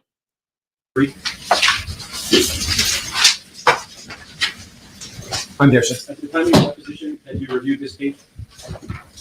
Objection. Beyond the scope of direct. As best I recall, sir, I had not reviewed this particular page. Do you remember in your deposition, I asked you if you'd reviewed all of Miss Emani Ellis' medical? You remember that? I apologize. I vaguely remember that, and I don't remember what my answer was. Is he designated for medical? No. I don't know. I was on that. Okay. Thank you very much. If we can go to exhibit number 2. I'm at exhibit number 2, sir. You reviewed the medical records and bills of Dr. McKinsey, correct?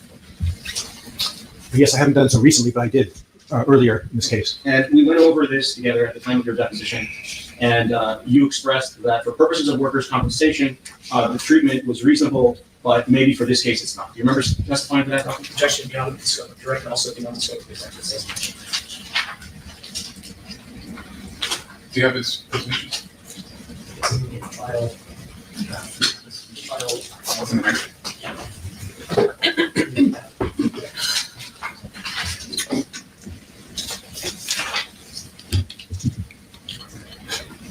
Tab 8.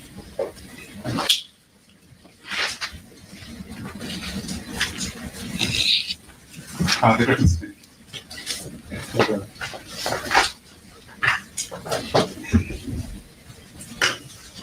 As far as any type of physical injury, isn't it true that you are not giving any type of expert opinion about physical injury, correct? Aside from her inconsistent reports of whether or not she's actually touched on the face by the fingernail, that's correct, sir. I'm not a plastic surgeon. Other than that, I'm not giving any testimony with regard to physical injuries. And when she came to your office, did you examine her face to see if she had a scar? As I do, Yes or no? I'm sorry. Well, I observed her across the table for several hours. I didn't specifically examine her face. Did you have an intention to look for the scar on her face? Yes or no? Yes. Did you physically go up to her face and look to see if there was a scar? No, sir. Are you giving any opinions about Miss Emani's physical scar on her face, whether she has one now, she had one from this incident, anything to do with her plastic surgery? Giving any of the opinions about that? Objection. They hypothetical. Also beyond the scope. Also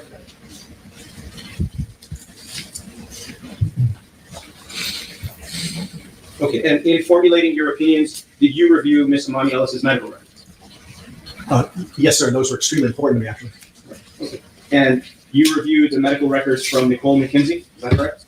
Is that right? You remember that? I haven't recently, but I have in the past. Yes, sir. You can look at it. Did you review Exhibit 2?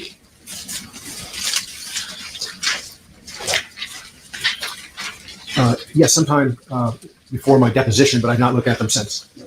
And you reviewed Exhibit 3?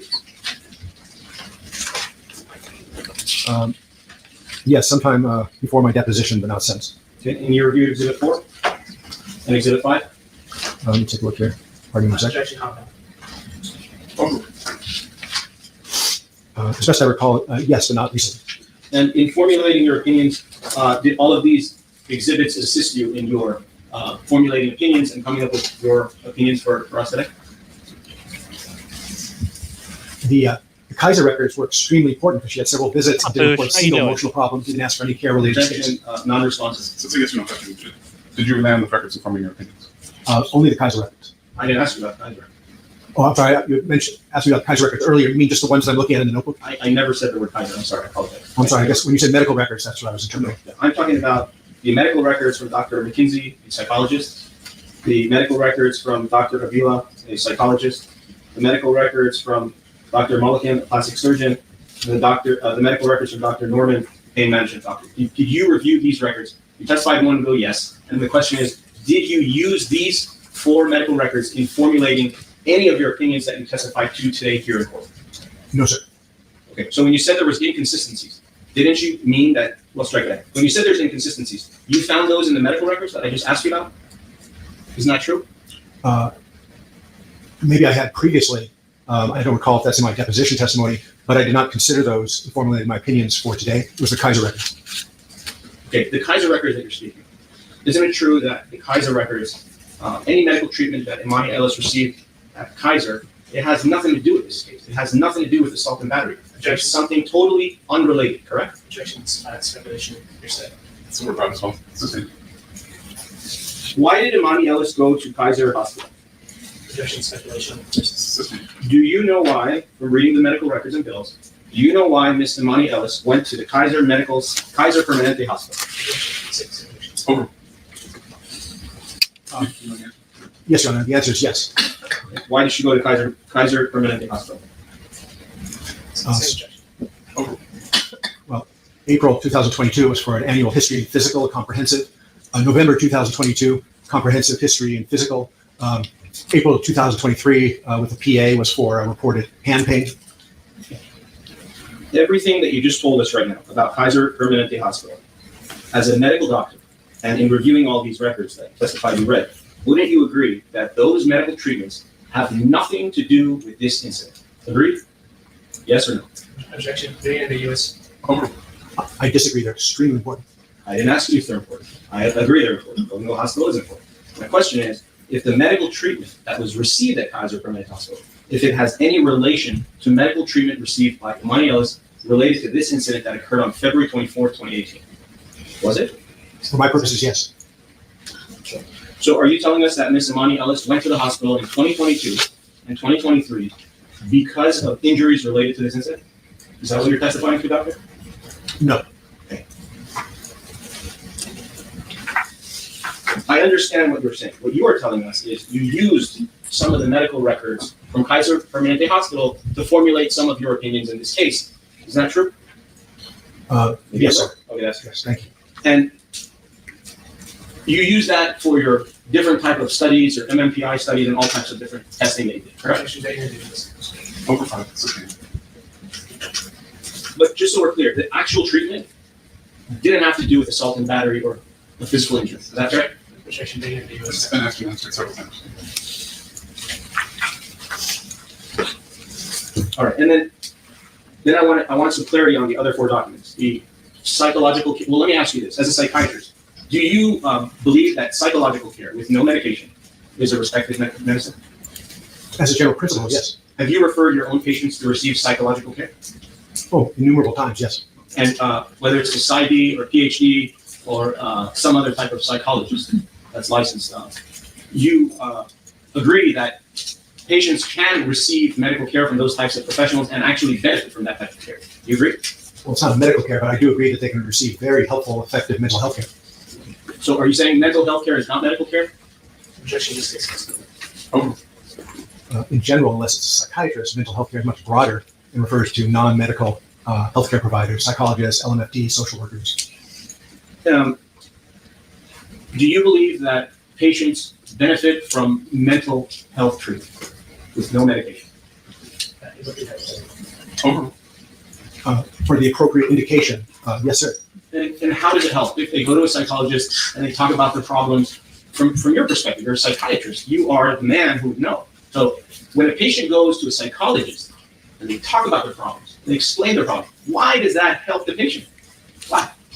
Objection, being ambiguous. I don't know that it's relevant. So if you can establish some foundation as to why we're talking about other patients. Did Emani Ellis receive psychological This treatment isn't a more in this flailing case, chat. based on your review of the medical records and medical bills from 2 different psychologists? True? Yes.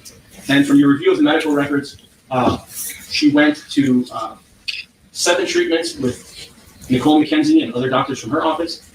Is that true? Objection, beyond the scope of this expert's designation. Over.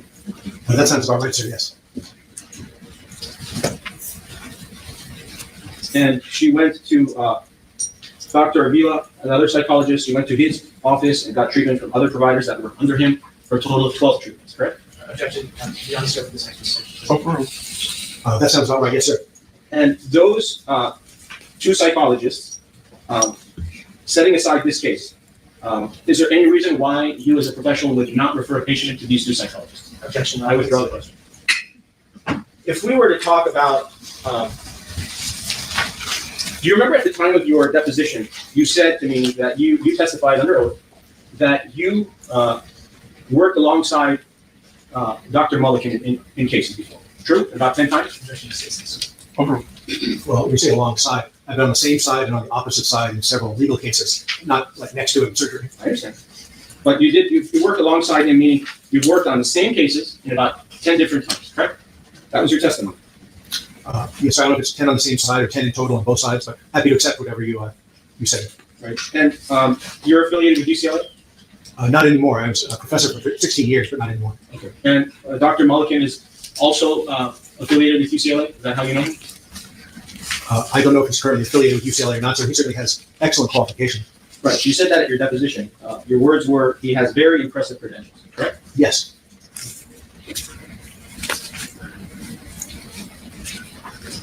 Do you know Dr. Mulliken to be a clinical associate professor at UCLA? Objection, speculation, beyond his actual designation. At your deposition, you stated that you cannot say that the diagnosis was malingering. Do you remember testifying to that? Yes. And what does that mean? What does malingering mean? Well, yeah, sure. I'm sorry. I didn't know if you meant that or what I meant by saying I couldn't diagnose it. Why don't we start with what does malingering mean? So malingering is Malingering an means official fake. diagnosis of the American Psychiatric Association. It's not a disorder, but it's a diagnosis, which refers to a pattern of intentional exaggeration, fabrication, or other manipulation in a legal context for secondary gain. For example, in a criminal case, it could be trying to appear psychotic to avoid criminal punishment. In a litigation like this, typically for monetary gain. And you testified at the deposition that you cannot say that the diagnosis was malingering. You remember saying that? Ms. Ellis, absolutely, I did say that, sir. Do you remember meeting Miss Ellis? Do you remember that encounter? Yes. Do you remember telling Miss Ellis that you were sorry about what she went through? Did you tell her that? Yes, based upon her description, I told her I was sorry what she'd been through, and it was a pleasure to be here. And the testing that you did was in 2023, 5 years later? Yes, sir. Would it have been beneficial to have done your testing and interview and all the different things shortly after this incident? I think that would have been beneficial as well, but also doing it again later is also equally beneficial. Okay. And do you remember I asked you about discovery? If you had reviewed any discovery and you said you had not. Fair? Yes, sir. Okay. And you actually asked that the defense provide you with the discovery so you could review it and that you would then give us additional opinions. You remember that's Objection, your deposition? objection, this is Over.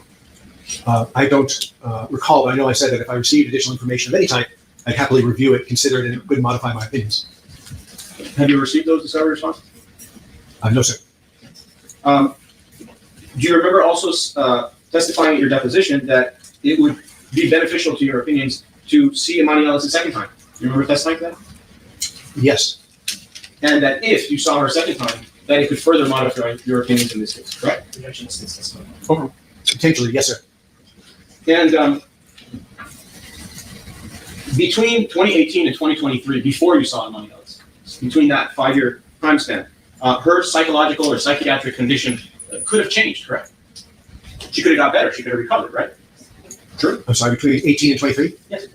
That's certainly a possibility. Okay. And when she saw Dr. McKenzie for 7 visits and other doctors that work in Dr. McKenzie's office, those 7 visits, you said that psychological care helps. Maybe it helped her. objection, calls for speculation. Possible, correct? Sustained.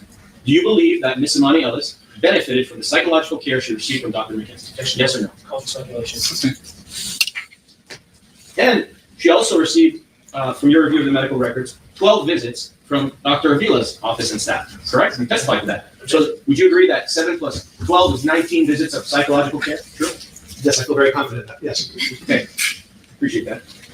When you refer your patients out for psychological treatment, do you usually give a limit on the course of care, or maybe 5 visits, 10 visits, 12 visits, or you just refer them out to psychological providers? I'm usually quite precise, but it also depends on the type of psychological care or psychotherapy. Some are time limited on purpose. Others could go on over the course of somebody's lifetime.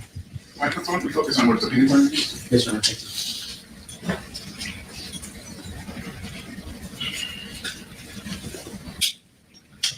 Okay. Also, we talked about the distinction in your deposition between factual opinion and psychiatric opinion. And you said that you cannot say what did or did not occur in the incident. You remember testifying to that? Yes. So basically what that means, just to break it down, is you don't know how this incident occurred. Is that fair? Outside of a psychiatric context, that's correct. Actually, it's none of my business to determine what happened. And isn't it true that you don't know if Miss Emani Ellis was assaulted and battered by Cardi B? You just don't know, correct? Factually, that's correct, sir. And you also don't know if Emani Ellis was cut on her face by Cardi B. You don't know that, correct? Objection, Your Honor, scope is excellent.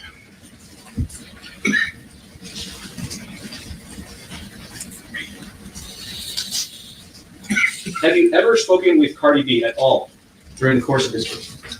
No, sir. I've never spoken to her or had any other type of communication with her. Would it have been beneficial for you to hear Cardi B's version of what happened in this case? Would that help you in your expert opinion? I'd certainly be happy to weigh that and give it consideration, but my focus was on emotional injuries of the plaintiff, Ms. Ellis, Yes, not on he an dressed like evaluation of Welcher. Cardi B. Understood, but would it have been beneficial to at least hear her version of what occurred in the case? Would that help you? Objections. I withdraw the question. Thank you, Doctor. No further questions. It's a privilege to see you again, sir. Thank you, Doctor. All right, redirect. Few questions. I mean, guys, listen, like, did anybody listen to that and go, oh, you've convinced me Cardi B did this? I mean, does anybody here, did that needle move for you at all? I already know the answer is no. So, God, that was awful. That was a lot of wasted time there. Not getting anything out of it. 'Cause she's not going to give you what you want anyway. But, you spent so much time talking about malingering. Like, that's bad. That was just awful. So, yeah, why would you end on all this? I don't get it. I don't get it, chat. Hold on. Hey, sweetheart, I think it's raining. Oh, I'm like, whoo. Wow, it's like the first rain we've gotten in like a couple of days. Kia Patrick says, I'm white and I hate rap. If I was on this jury, I'd just do an Uncle Ruckus. Yeah, I mean, like, I get it. You know, I get it, but even if Cardi did it, who cares? I kind of agree. Also, Sinai, did you see my response to your question? Like, your friend needs to figure out what type of charge they're facing, like if it's just simple traffic or not. Hold on one second, chat.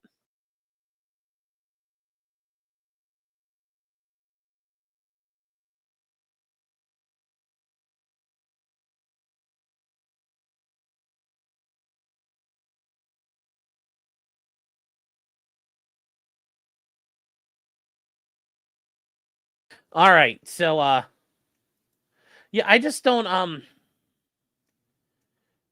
there were technically good things in there, not really. I don't really think they were that good. It was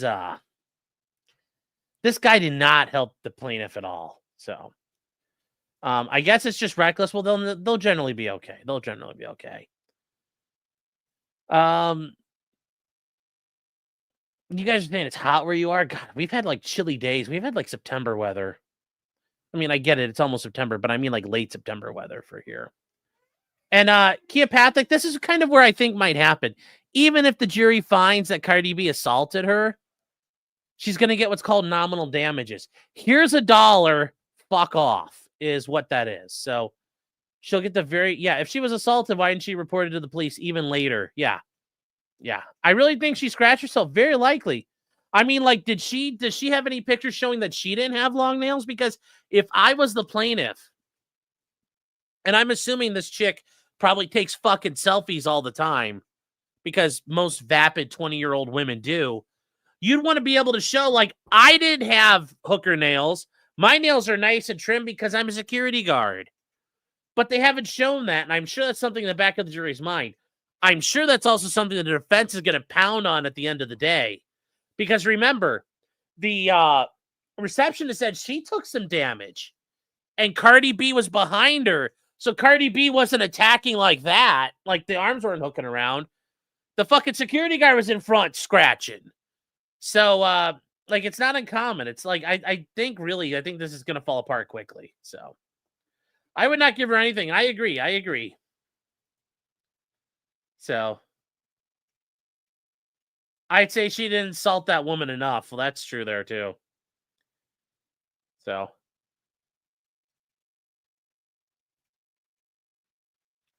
I really think she scratched herself. But I think yeah, who knows? Who knows? But snapping fingers is a deadly weapon. I like how Cardi B did that whole like thing, and I was like, damn, she really is from the street. She hood. So there you go. So here we go. Let's keep going. The defense is going back up. You testified earlier as to your understanding of the facts of this case. Can you please explain what sources that's based on? I'm sorry, I'm having trouble hearing you. I'm sorry. You testified earlier as to your understanding of the facts of this case. Could you please explain what sources your understanding is based on? Yes, so it's based upon my review of Ms. Ellis's deposition, the available medical and mental health records I reviewed. Again, with understanding several of them I haven't reviewed recently. It's also based upon my detailed audio recorded several-hour interview with Ms. Ellis. And again, in the course of doing my interview, I accept hypothetically at face value that what she's telling me is correct. And then later I form my opinions, which may include opinions regarding symptom validity. But it's not my role to make a factual determination.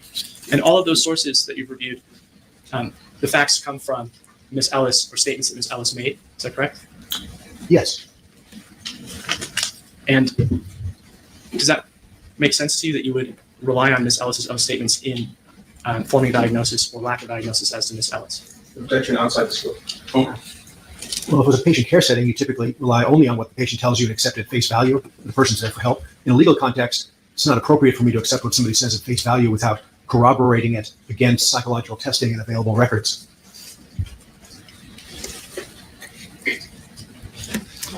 You testified that you did not formally diagnose Ms. Ellis with malingering.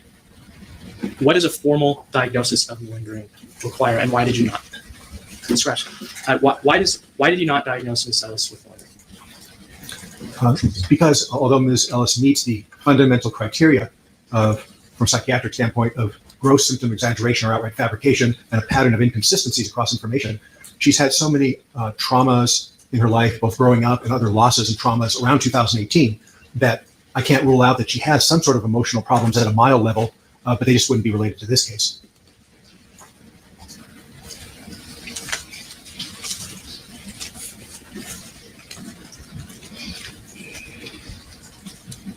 You evaluated Ms. Ellis 5 years after the incident, according to Ms. Ellis. Yes. Is that correct? In your professional opinion, what is the likelihood that Ms. Ellis would not present with any emotional or psychological injuries up to that date that would be related to the incident, but then after this date would suddenly develop emotional or psychological injuries related to that incident? Objection, vague and ambiguous, unintelligible. No. I'm sorry, Honor, here. It makes no reasonable sense, and there's no significant likelihood that that would be the case from a medical standpoint. Again, the incident itself, taken at face value, constitutes a situational stressor, a stressful interpersonal interaction. Certainly does not constitute a trauma, as I discussed. And for somebody to not have a psychiatric disorder and emotional injury for 5 years thereafter, but have significant evidence of symptom manipulation, and also to have the resilience to, by her own accord, report not have psychiatric problems from all the real trauma she has had in her life at other times. It makes no sense that she would suddenly develop it at this point. That's pretty embarrassing. Like, these are brutal fucking comments. These are brutal comments, Dad. Oh no. Yes, sir. Thank you.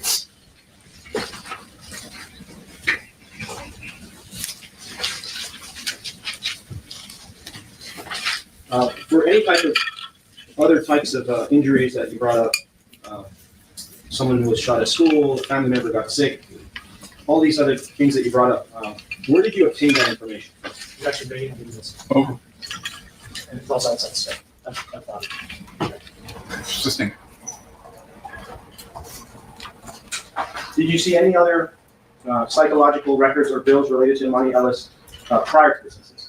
Outside the scope. Assisting.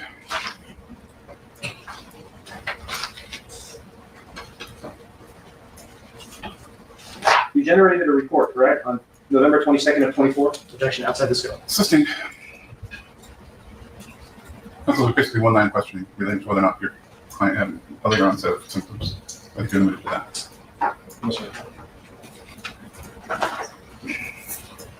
When you said, when counsel just asked you some questions about inconsistencies and malingering, you said there were inconsistencies.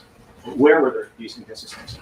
Was it the time when you interviewed her one time, or was it in the medical records? Objection outside the scope. Over. As I had tried to explain, it was a combination of my review of the records, psychological testing, and my interview, comparing those as well as intrinsic validity issues within some of those sources. Which medical record shows an inconsistency? Which one? The extremely important Kaiser medical records. What does the Kaiser medical record say that's inconsistent? That in, again, April 2022, she went for complete history and physical. She specifically denied any kind of mental health issues, specifically denied anxiety, sleep problems, had no reported mental health problems, no request for care. Same thing in November 2022 with Dr. Ahmad. And then in April 2023, when she went in for her hand pain with the nurse practitioner, they also did a review of systems and asked her about symptoms across the board, which is typical for Kaiser. Absolutely no emotional problems whatsoever, no request for mental health assistance. Okay. So are you telling us that when Emani Ellis went to Kaiser Permanente on the date of November 29, 22, respectfully, when she went there for vaginal discharge, she should have told that doctor that she had psychological issues? Is that what you're saying, doctor? Yes or no? It was a different entry. I'm not talking That's about not what that I'm asking, doctor. Again, should I repeat what I said, or can you just? I don't think he's going to base his opinion on that record, Counsel. You reviewed this record, Kaiser Permanente, correct? You reviewed it. You just testified about it. 161 pages of records, and you said that these records show inconsistencies. And now my question is, are you telling me that my client went to Kaiser Permanente for vaginal discharge on November 29th of 22, and at that visit, she's supposed to tell the doctor that she has psychological problems? Is that your testimony, doctor? Objection. Argumentative. Are you telling us that every time someone sees a doctor, medical doctor for a cough, sees a dentist for their broken tooth, sees a podiatrist for the broken toe, they have to each time tell the doctor, I have an emotional injury, I have a psychological injury to that medical doctor? Is that what you mean? Objection. Argumentative. What do you mean by inconsistencies in the Kaiser records? Tell us in your own words. Well, I just mentioned this example, 3 key entries where she went. 2 of them were for history and physical, like general checkups, where everything was covered. Show me in the book. Show me in the book, blue book. Okay, why don't you let him finish the answer before you ask him the next question? Yes, sir. So, What are you doing, doctor? no, Your Honor, thank you. So again, one was April 2022, Dr. King. The next was November 2022, Dr. Ahmed. The next was nurse practitioner Leon, April 2023. Leon. Where these are records where, for Kaiser electronic medical records, they asked about other types of conditions, and there were no complaints at all from her that she had a mental health problem or was asking for any kind of care, despite these profound elevations on her psych testing. And in that first one with Dr. King, April 2022, she actually specifically denied problems with insomnia or anxiety, which covers a significant aspect of her symptoms. Doctor, my request is you show me these 161 pages where it says what you're saying, so that I can confirm so myself. It's in front of you in the blue book under Exhibit 212. You're more than welcome to look at it and show us, so that we know the truth. Objection, Your Honor. I withdraw the question. Let's go to another issue, doctor. So, if the plaintiff's emotional injury ended before she went to Kaiser, would you agree that there would be no inconsistency because the psychological injury ended prior to that medical visit? You agree with that? Objection. Speculation outside of the scope. It makes no reasonable sense. It's not possible. Why is it not possible? Why can't she recover? She could have recovered before she went to the Kaiser. She could have recovered, couldn't she? Which question would you like me to answer? Could Miss Emani Ellis have recovered in 2021 or 2022 before she went to Kaiser Hospital? Is that possible? Yes or no? Doesn't make any Objection. sense. Overruled. Taking her symptoms at face value, it's not possible and it's contradictory. So if in her mind, in entirely her brain, makes no sense. she felt that she recovered after seeing these psychologists, why would she tell Kaiser that she has a psychological problem if she recovered? I'm sorry, counsel. So she does an exam with him in 23?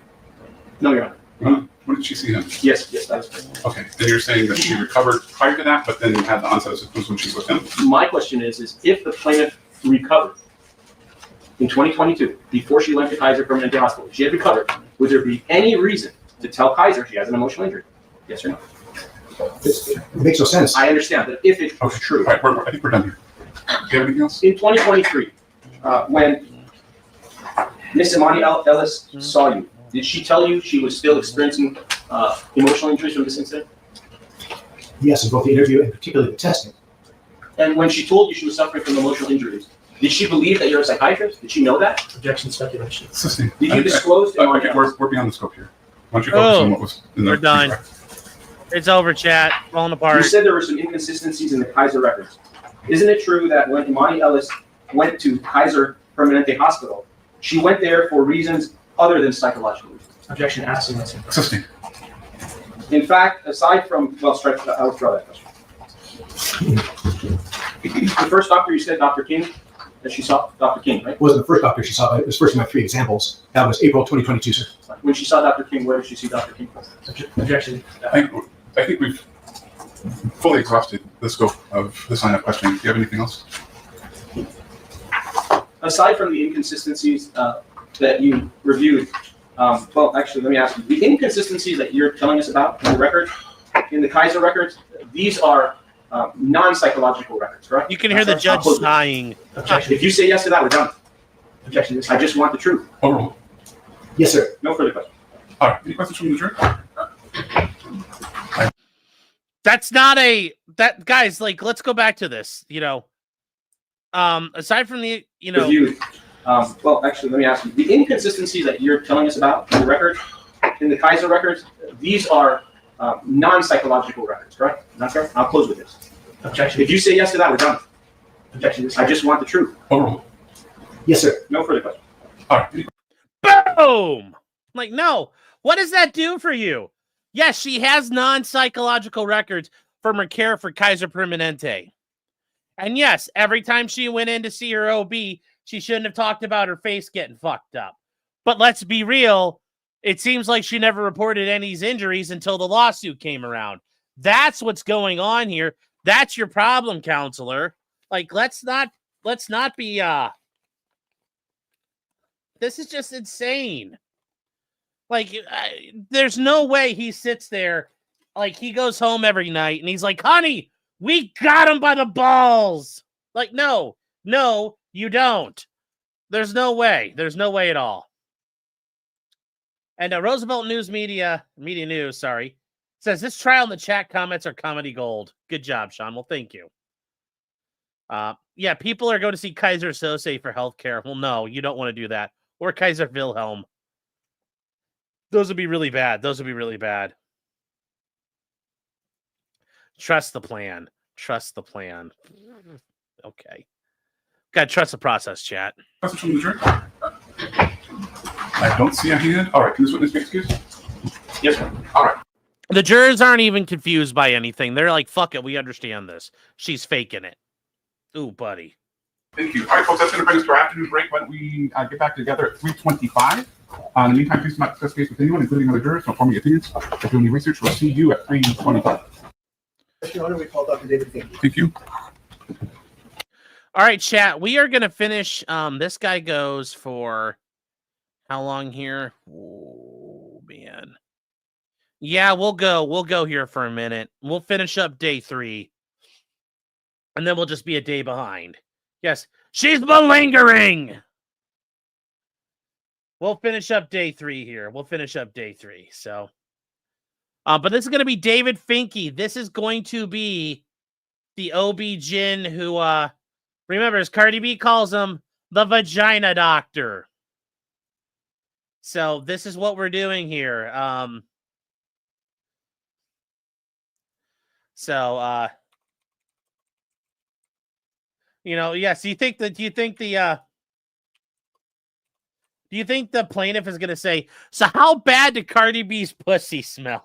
Do you think there's going to be something like that? How loose was her box? So, yes, he's a WAP specialist. Yes. Do you know about wet ass pussy? Yes. So, I think Cardi B calls him the macaroni chef. Oh, no. Anyways, here we go.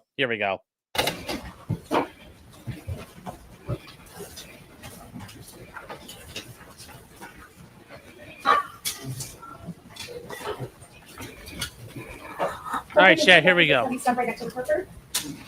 Testimony versus last. Please. Thank you, Your Honor. Good afternoon, doctor. Good afternoon. What do you do for a living? I'm an obstetrician and gynecologist And where are your offices located? in Beverly Hills at Wilshire and Lapeer. Is that a medical building? It is. It's the Beverly Hills Medical Building, I think. And were you in those offices in February of 2018? Yes. And what floor were you on? The 5th floor. What floor? 5. Oh, sorry. And were you ever affiliated with Cedars-Sinai in any way? I completed my OB-GYN residency there in 2010 and then remain on staff. I'm not employed by Cedars, but I'm affiliated. I admit all of my patients to the hospital. Okay. On the 5th floor of this building in 2018, were there cameras in the hallways outside your office? No. And did your office sometimes make special arrangements for celebrity clients for privacy or security purposes? We do. And in 2018, did you have an open, well, how do I should I put this, an open office on Saturdays? Did you work on Saturdays? I worked Saturday office hours for about half a day for around 10 years. To your knowledge, did anyone else in that building have Saturday office hours? No. In February 2018, did that building have a building office? Yes. And what floor was that on, do you know? 4. And did the building have a receptionist? Not a receptionist. Do you recall an incident in February 2018 where there was an argument with a security guard? Yes. Okay. And is that security guard in the courtroom? Yes. And could you point her out, please? Miss Ellis? Thank you. How did you learn of the incident? I was in my office, in my office's office, and then heard a lot of yelling. So I immediately got up, ran down the hall, and went out into the hallway. Do you have a clear memory of what happened next? Yes. Any particular reason that you had that clear memory? It's never happened before. And what did you do after you ran down the hall towards the yelling?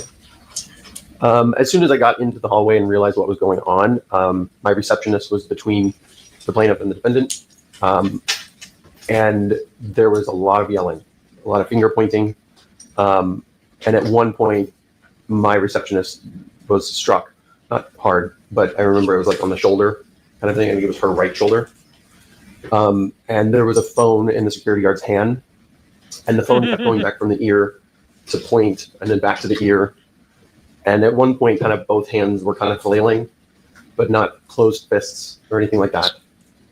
More swatting. Did your receptionist show you a cut on her forward afterwards? I believe so. Very minor. Okay. And what is the receptionist's name who was between Ms. Ellis and Cardi B? Tiara.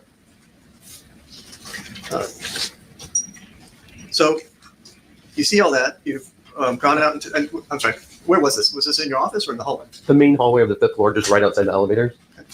And you hear yelling, you open the door, you see what you've described. What happened next? Let me ask, what did you do next? We tried to de-escalate the situation, separate the two, and get our security guard back in the elevator and off the floor. Do you remember anything that you said in trying to de-escalate? I remember repeatedly, I was trying to match sort of with body, language, the intensity of it to get across the point that this was not okay. And this is your job. Who did you address that to? Ms. Ellis. Okay. And did she say anything in response? I don't remember. Boom. You have a fucking job, ma'am. That's not good look for the guard here.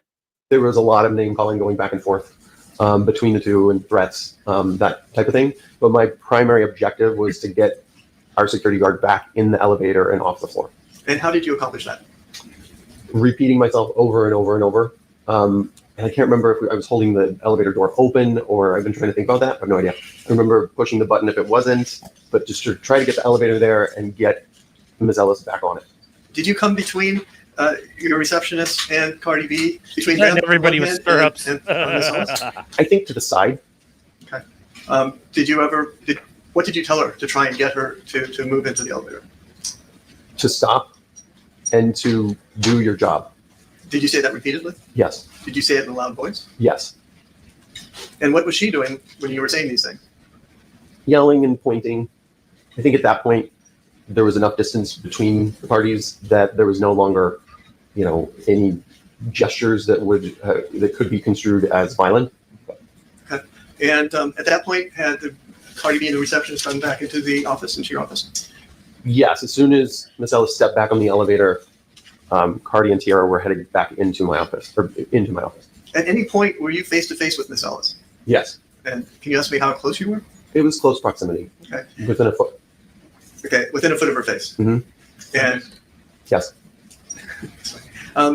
Did you see on her face any scratches? No. Did you see on her face any cuts? None. Did you see on her face any blood? No.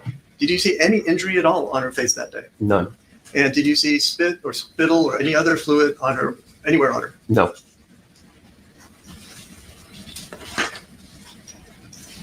During the course of this, did you hear Miss Ellis say something to the effect, and I apologize, I will fuck your shit up? Yes. At any time, did you see Cardi B spit on plaintiff? No. Did you see her spit on anyone? No. Did you see Cardi B take a swing at plaintiff? No. Did you see Cardi B hit plaintiff? No. Did you see Cardi B scratch or cut plaintiff with her fingernails? No. Did you see Cardi B threaten to get plaintiff fired? No. Did you hear Cardi B call plaintiff the N-word? And by that, I mean the whole N-I-G-G-E-R. No. Did you hear Cardi B call plaintiff fat or poor? No. Did you ever see? Did you see plaintiff? I take it you saw plaintiff hit your receptionist. Is that correct? Yes. At her deposition, plaintiff testified that she was, quote, just focused on getting downstairs, close quote. Is that consistent with what you saw? No. Okay. And why is it not consistent with what you saw? It took me, I would have guessed, 30 to 45 seconds to get her to get back on the elevator. After you got plaintiff in the elevator, what He did was you do wanting to next? fight. Went back into my office. And did you examine Cardi I saw her that day, yes. in the patient room? Yes. And did she have 3-inch nails on her fingers that day? No. And how is it that you know that? I make a point of looking at people's fingernails. I have no idea why. It sort of lightens the room when you're doing an exam, when you're about to do a pap smear, to say, oh, that's a really cool color. Where'd you get it? I can kind of tell all of the nail trends in the city because it's bizarre that once you see. It's also because you use your hands, go down by your cooch, so you can be like, yeah, no wonder you're all torn up. You're like, don't use your hands down there. Yeah, this guy's weird. This guy's weird. Just give him a break, chat. He stares at women's boxes for a living. He's not gonna be normal anyway. One type of nail polish, then that next 2 months everyone has it, and it would have just stuck out to me. To your knowledge, did Cardi B complain to the He's like, I hope everybody bought that lie. building about plaintiff's conduct? No. Did you take steps to make the building aware of plaintiff's conduct? Yes. And what steps did you take? I called our practice administrator that day, and given what I had witnessed of the conduct of our security guard when I was out there, I said she needs to go. Then my administrator on Monday morning, I think, took Tiara down and made a statement for the building, and then the building proceeded to do what they did. Okay, thank you. Those are all the questions I have for you, sir. Thank you. All right, question. Good afternoon, Doctor. Good afternoon. You're at 8920 Wilshire Boulevard. Yes. Are you aware that I'm across the street from your office at 9025 Wilshire Boulevard? Nope. When I approached you outside and I wanted to speak with you, is it true that you were unwilling to speak with me? Is that correct? Yes. And when the defense wanted to speak with you, you did talk to them, correct? Yes. You even prepared a declaration, and you gave them permission to sign it on your behalf. Yes. And you are here because you want to testify in favor of your patient, correct? I'm here because I'm one of 4 people who were in the hallway that day. Right. And I'm here to tell you what I saw.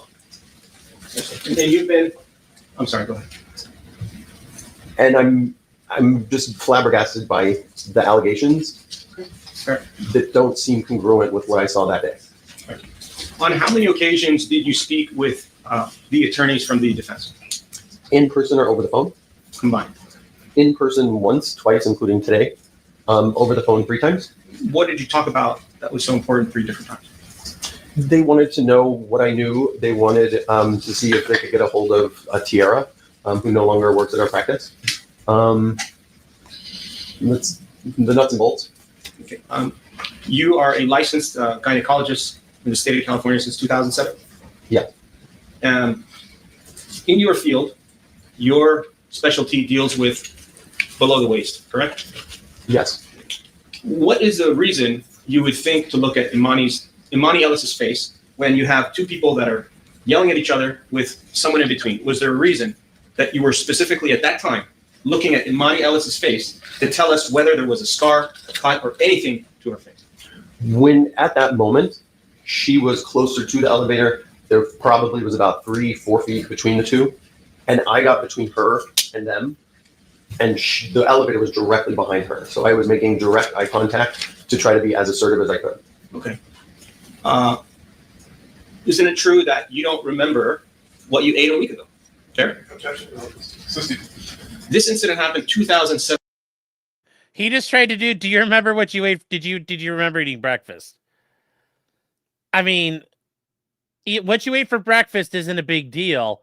Watching a couple of ratchet black hoes, because you're on Wilshire Boulevard. You're definitely a higher end doctor. You're making good money. And a couple of ratchet ass bitches fighting in your fucking office. Yeah, you remember that. You remember that. So 741 days ago, 7.5 years ago. You agree? Correct. In those 7.5 years, did you take any notes of what happened on the day of the incident? I did not. Okay. So everything you're telling us right now from 7.5 years ago is from your memory of what occurred, correct? And having all these conversations with defense counsel maybe help refresh your recollection, correct? No. No? The majority of solidifying it in my brain over all these years is partially because the people who were involved in it, who were there that day in my office, would recount the story from time to time. And it was a very vivid memory and interaction.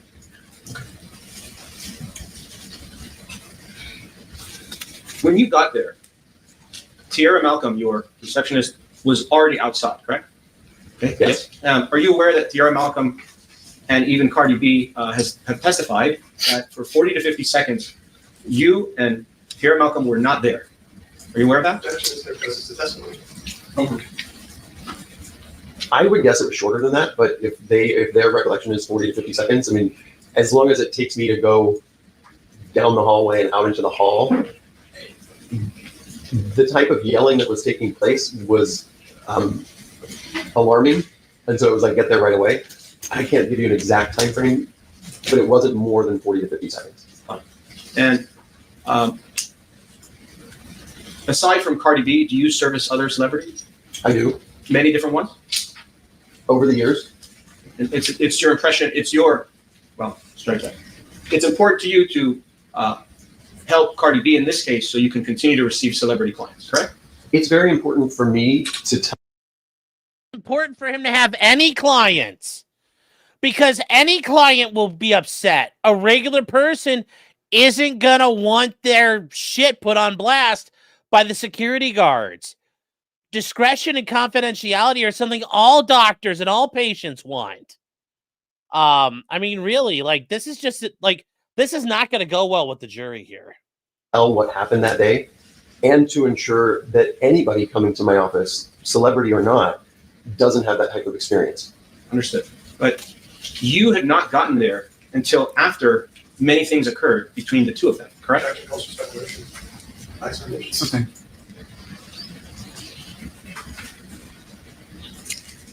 Earlier, you testified that you saw Emani Ellis hit your receptionist. Yes. You remember seeing that? Yes. How come your receptionist didn't say that? Objection. Sustained. Are you aware that your receptionist who was facing Emani Ellis did not say that? Objection. Are you aware of that? I'm not aware of that. Did your receptionist ever tell you that Emani Ellis hit her? Yes. In the recollection of everything back and forth, and then she had a thing on her forehead, Right. It was very apparent to me that no hits landed on anybody else except for her. Okay. My receptionist. And your receptionist specifically told you that Emani Ellis hit her, correct? I saw it. I understand. But did your I receptionist don't know tell that she you? remembered it. I mean, I don't. Everyone's adrenaline was kind of elevated. And once, we kind of recounted, there's some background as well. We had an attorney visited our office a few times in the weeks after the incident,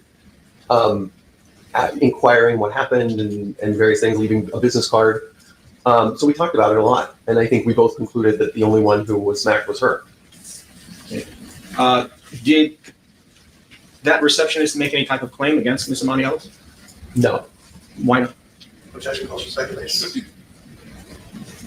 In your declaration, you state that on one occasion, plaintiff's counsel left a business card. I'm the plaintiff's counsel. Did I leave a business card in your office?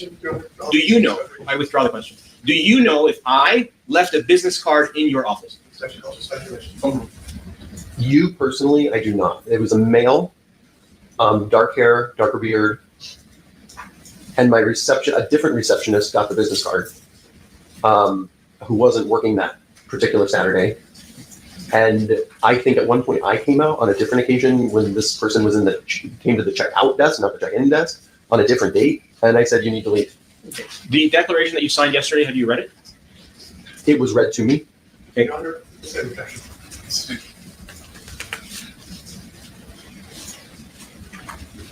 Can you look at the photograph in front of you on the left side? Could you identify the counsel, please? Do you see the photograph? Can you identify the record? I'm sorry, Your Honor, I don't remember the exhibit number, but it's a photograph of Cardi B from 2018. Your Honor, it's exhibit 232. Thank you. Okay. For the record, exhibit 232. Do you see the photograph? I do. Are you aware that this photograph was taken on February 18th of 2024, which was 1 week before the incident? Are you aware of that? Objection, Your Honor. Sustained. Do you know when this photograph was taken? Objection, Your Honor. No, but it probably was around the time of the incident, I would guess. And if you look at the fingernails, since you're a fingernail man, if you look at these fingernails in the photograph, and sorry, I wasn't trying to be rude, I'm just making a joke. If you don't mind. The fingernails that are in this picture, are these the same fingernails that Cardi B was wearing when she entered your office on the day of the incident? I think so. Are you sure? I didn't memorize them, but I know that they weren't 3-inch long with a spear at the end. But you're not sure if these are the same fingernails, correct? I believe they are. Was Cardi B's hair this way when she came to your office, the same way in this photograph here? Objection, relevance. Sustained. So, Was Cardi B dressed this way when she appeared in your office? objection, relevance. Sustained. I mean, I don't.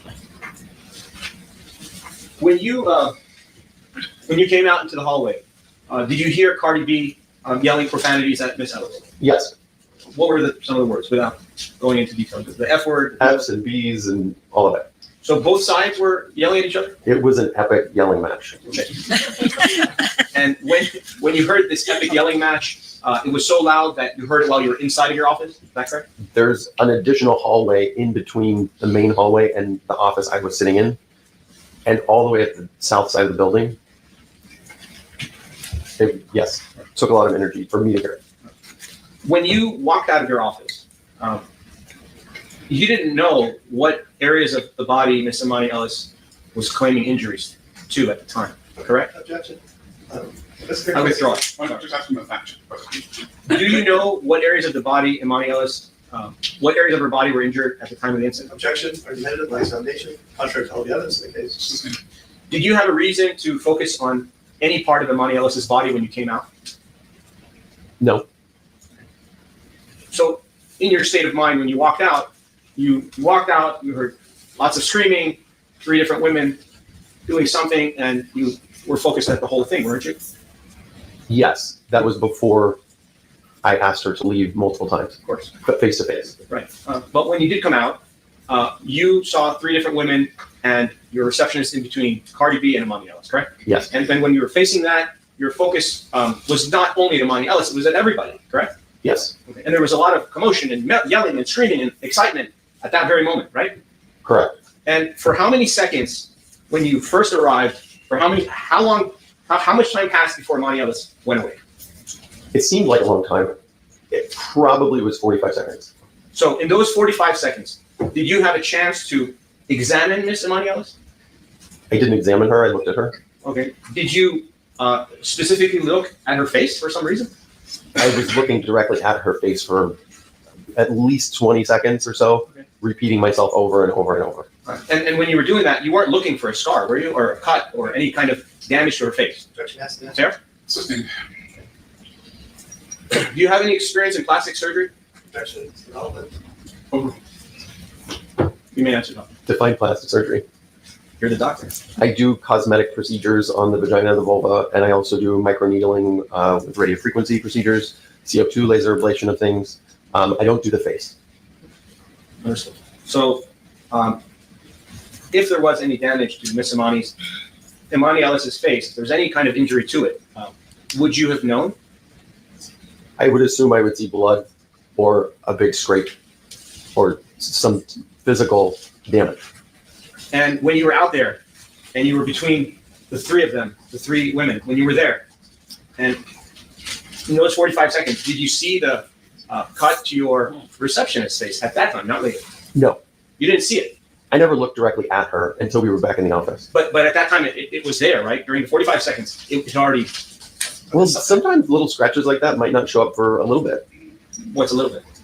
Well, if I just scratch my hand like this, I might see it out in the sun, 10 minutes later from just erythema. Okay. So if Emani Ellis had a scratch, she could also develop it 10 minutes later. Fair? You just testified to that. Isn't that true? I mean- Testified to, but I would object, Your Honor. It's here. I don't know about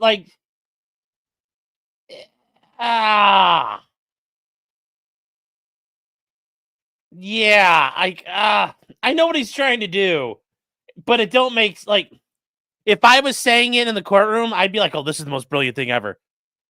To everybody else, it's like, this is. All right, but let me ask what this witness was about to answer. Also, I don't think the jury fucking followed along with that. So, yeah, developing a cut 10 minutes later, it's not like a bruise. So, yeah.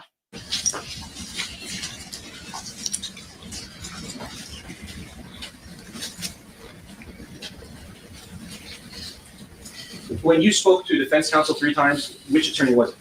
Was it Mr. Anderson or Mr. Lamb or Ms. Moore? Over the phone, Ms. Moore. Every time? Probably, yes. And for you to come down here and testify, you had to at least cancel half the day of your work, right? I canceled my whole afternoon on a day's notice. Are you getting paid to be here? No. Why are you testifying if you're not being paid? Were you subpoenaed? I was not. So you came voluntarily. I did. And they believed that you would appear here today in court with no subpoena. That's how confident they were that you were here to help us, correct? That's actually I don't think that should be, well, he could have asked it or answered. He could have kept saying it a little differently, but him showing up without a subpoena, you don't want that because that makes it look like you're volunteering to be there, meaning you're willing to be involved, which means you're biased. So it's always better to say you're here under subpoena. I forced you to be here. Isn't that correct? You're forced here under court order, threat of arrest to be here. So.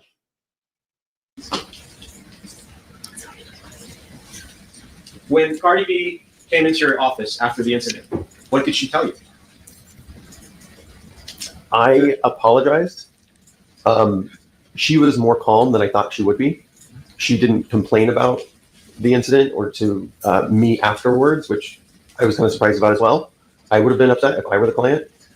And then we proceeded to help her with what she came in for. Could it be that she didn't apologize because she was the one that assaulted Miss Ellis?